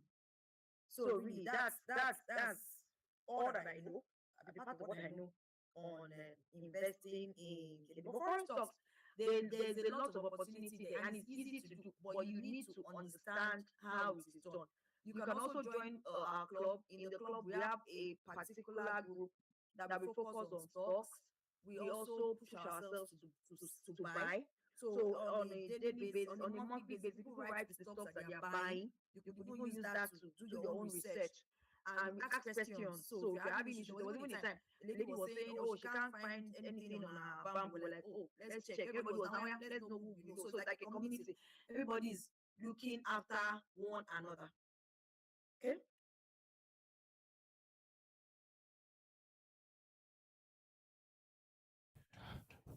All right, thank you so much, Have you ma'am. been able to answer? Yeah, thank you so much, ma'am. So Like 2 or 3 questions loaded in one. yeah, the organizers have given me the liberty to ask you about 2 more questions because your lecture really gave up some reactions and buzzes, and I think it really hit the spot, answered a lot of questions that people had. Now, one question here, which is very interesting, is you said you talked. Can you hear me, ma'am? Can you hear me? Oh, I'm muted. Can you hear me, ma'am? Yes, I can hear you, sir. All right. So we have another question here, and the question goes thus. You talked about mistakes. You talked about mistakes. How can you separate your business money from your personal finances, since that business is where your family feeds from? So this person is saying this person runs a business that practically feeds the family. So they literally eat from hand to mouth, or what would you call that? And the person is saying, how would you separate your personal finances, and that's which you would feed your family, from your business money, what you're supposed to invest? What's the strategy you're going to give for that? Thank you. Okay. So how do you? So I think I'm echoing.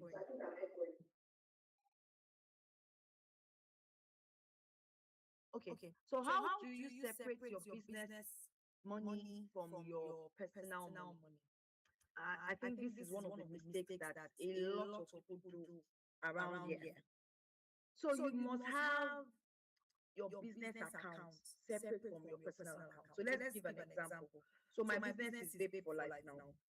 So Babe for Life has its own account. It has several accounts, and all the revenue feeds into that account. And I also have my personal account, which is for like my motorist account. So what I do for Babe for Life is that I collect a salary because I'm working. I'm the MD, CEO, fashion designer, whatever you want to call me. So I collect a salary. So I pay myself from that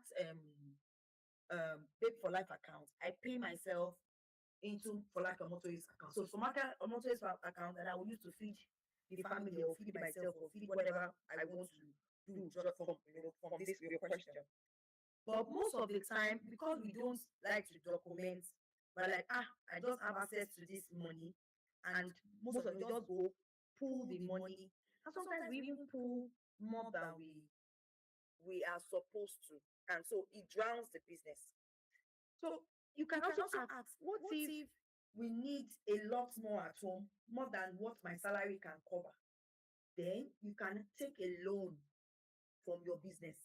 Let it be documented that you borrowed 1 million from business because you want to eat at home and to pay rent or to pay school fees. So that when you are returning it, you can go to that account and say loan refund. Business information should be kept separate from personal, even for tax government issues and all that, it's essential because there are certain benefits that will come to you because you're a business that will not accrue to a person. So, for example, if your business is a company, is a private company, you're not supposed to pay tax if it's 100 million and below. But by the time you have even lumped everything together, personal, maybe they gave you gifts from your friends, you put it in your company account, you modeled everything up. What if the amount is now more than that threshold? You have to explain to the tax man, this one is not for the business, so I don't want to put it in that account. So we have to be a lot more disciplined. It's very tasking, but it's just documentation. And let me tell you what I do that can help me, because even me as an accountant, I have post induction experience of over 18, 20 years. We still make these mistakes. So whenever you go to maybe like the market, you want to go and buy, I have a WhatsApp group. That WhatsApp group, I have my 2 numbers there. So that means I'm the only one in that WhatsApp group. So I just put in the receipts. Oh, I bought fabric, I bought this, I bought that. So that when I'm doing my documentation, I can have some, because sometimes you are lazy in always posting. But you should not be lazy in taking picture of a receipt, put it in your WhatsApp group. Then I also have another group. That one is my personal expenses. So that one, if anything I'm doing that is personal, I take my receipts, I put it there. So I will have my account for personal. I will have my account. I'm talking about financial accounts, not bank accounts. Financial accounts. Sometimes even if maybe I'm in the market, fabric. I want to buy fabric. Let me give you an example. I want to buy fabric because I sell Ankara ready to wear. There's no money in the business account. But I have more money in personal account. When I take that money, I will put that information in that WhatsApp. And you borrowed 5 million from your personal account. So pay for life, you have to return it. So yes, I took that money from personal account, but in terms of the accounting information, I have updated it. I will show it like oh, it's a loan. You have to return it back to the owner. So I think that should explain instances where there's a conflict in you having your personal money and your then you also need to have a budget, even for the home. Not that they want change, go to the account, they want this, you quickly go to the business. No, it doesn't work that way. This is our personal family budget. And you could use I use a particular app, my money is very good. It's an app, you can download it. If you're on Android, I think if you're on iPhone, you have to pay. But on Android, just download it. You can put in all your bank accounts, your personal bank accounts there. You can come up with a budget. You can put in your actual. So you can say, we have overshot food this month. So everybody, let's reduce the way we are eating. You're able to make decisions based on what the information that you have. So a lot of people don't just go because you have this issue. Before you know it, you use your hand to pull down the business, and that's not why that business exists. So use your salaries, use your bonuses, use loan from the business to account for how you have. So you know that maybe you spent 5 million last year.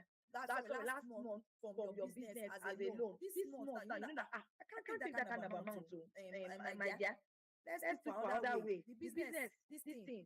And especially when it's not a digital business, when we are selling services, we are selling products. It's whatever you have that you can sell. So if you remove out of the money, you will not be able to have stock that you want to sell.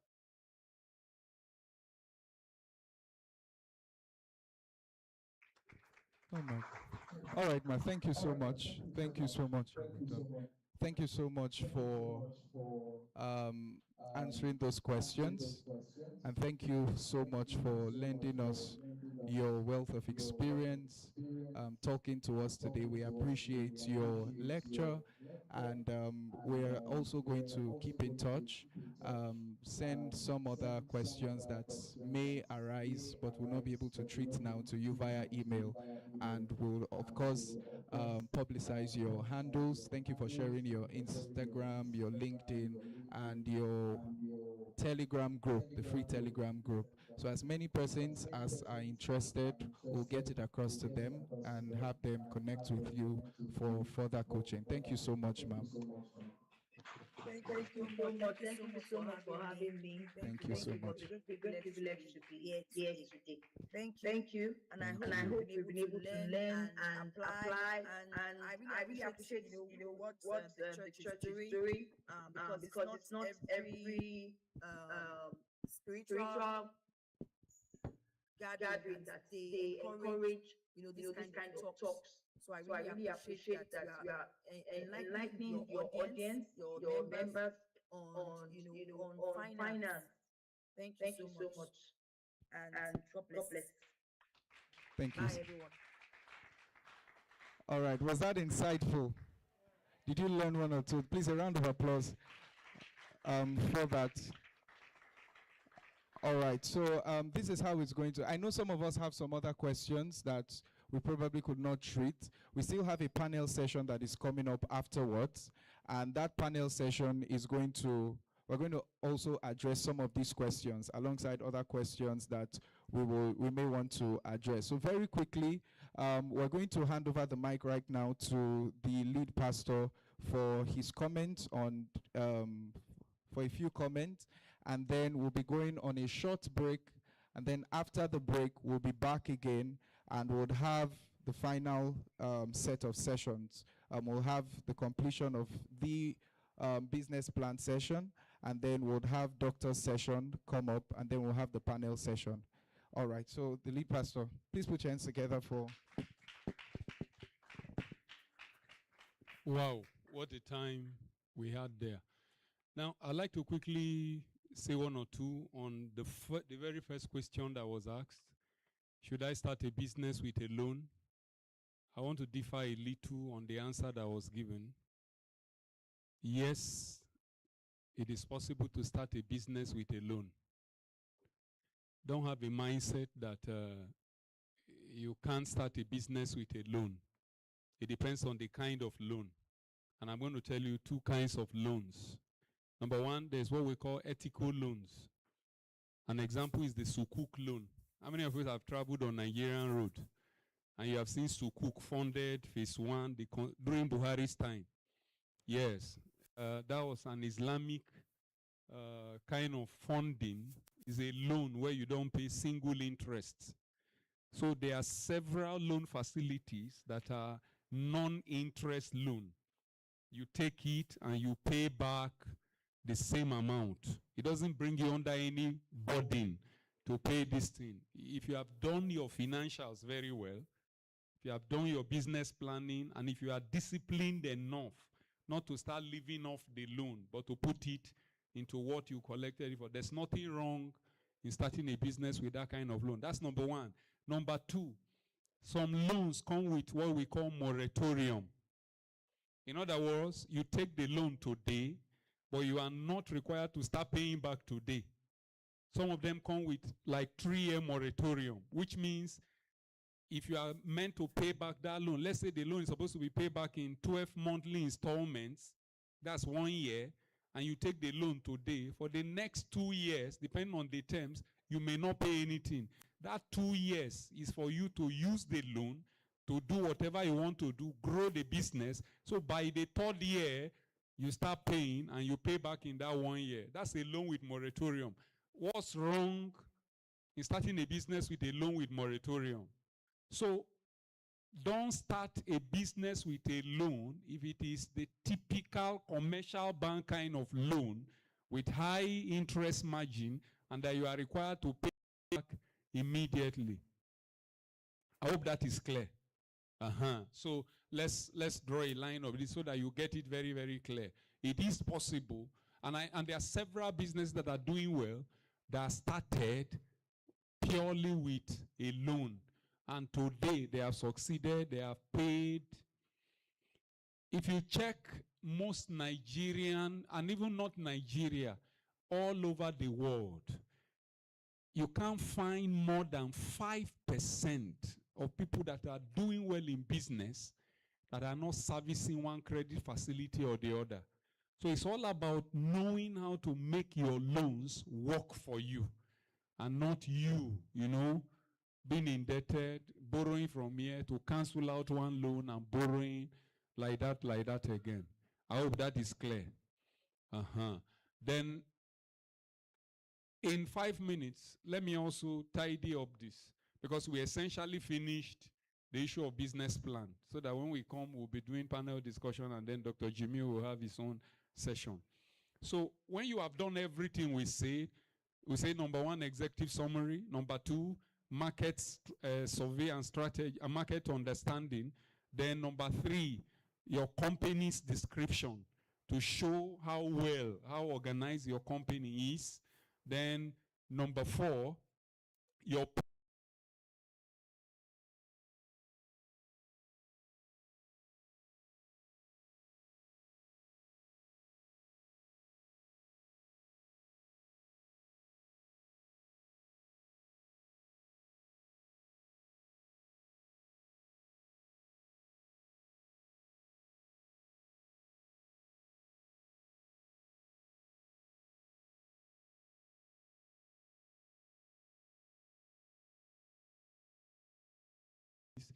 is to get, if you are intelligent enough, you can do it. A lot of financial analysis. Number 1 is your break-even analysis. I'm starting, if you give me the grant or the loan, I'm starting next month. How many months will it take me to transit from running at a loss to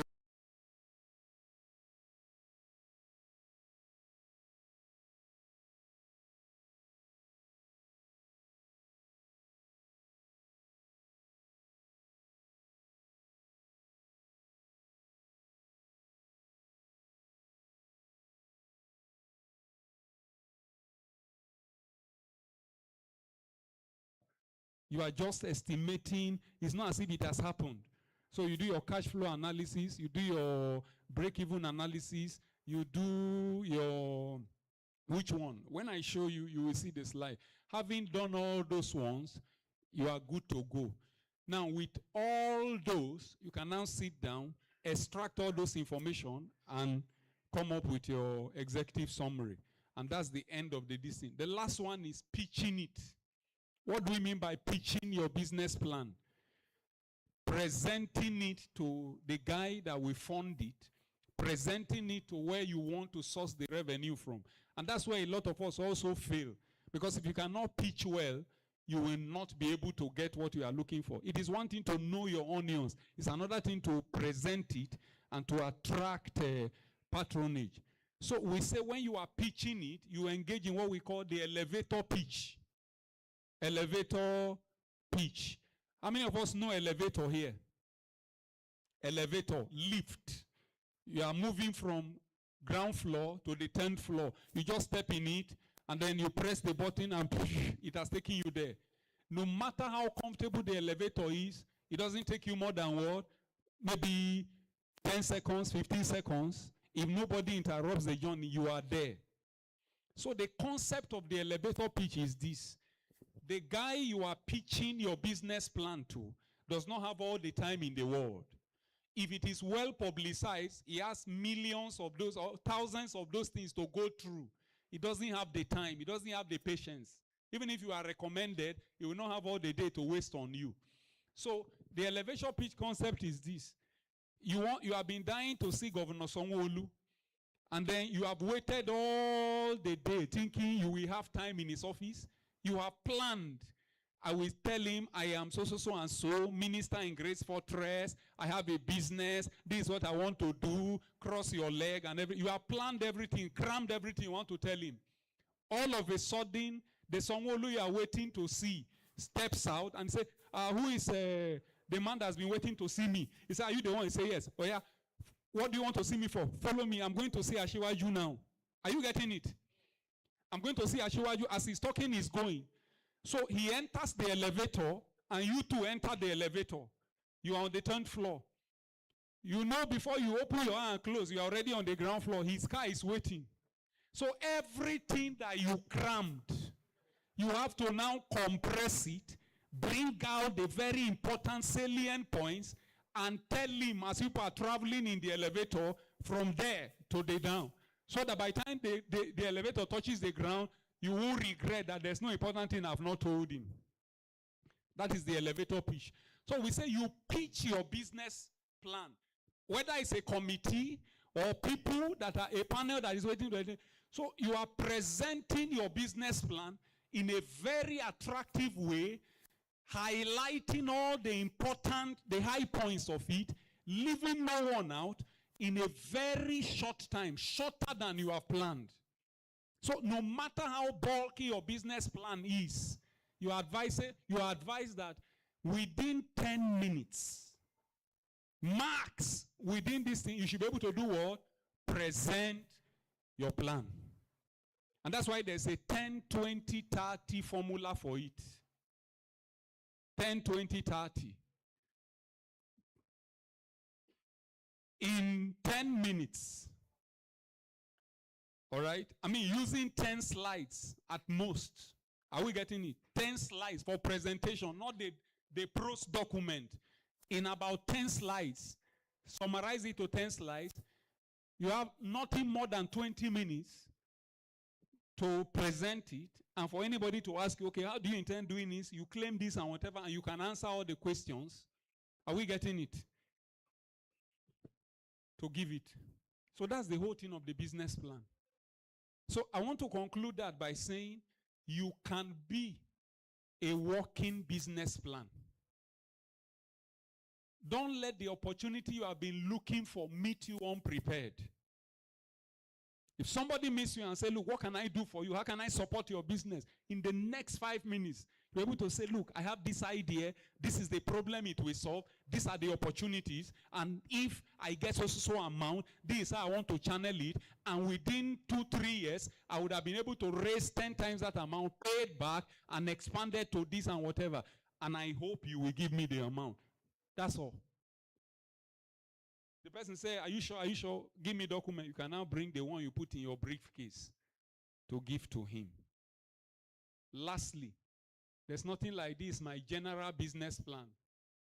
I hope you know it. Some of us, if they say there's an opening now, bring your CV, you bring it. There's an opening, bring your CV, you go and reprint. Opening, bring your CV. There's nothing like general business plan. It depends on the variables. All right? The particular situation, the investor or the person that wants to grant you grant, how much he has, how he wants to do it. So you keep working on it. You keep adjusting it to fit the situation. That's why it's not for lazy people. When I show you an example, you will see some of these things. Thank you very much.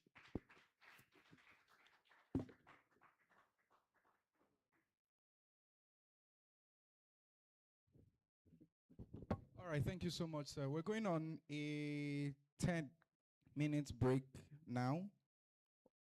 Yeah, 10 minutes break. We'll be back by 1:50. That's 12 minutes. 1:50. In the meantime, the refreshments can be served. You can go down, take a picture, you can network, you can meet somebody new, you can post something on your socials, or just reflect on the things you've been learning since morning. And please gather your thoughts together, gather your questions together ahead of the panel session. God bless you.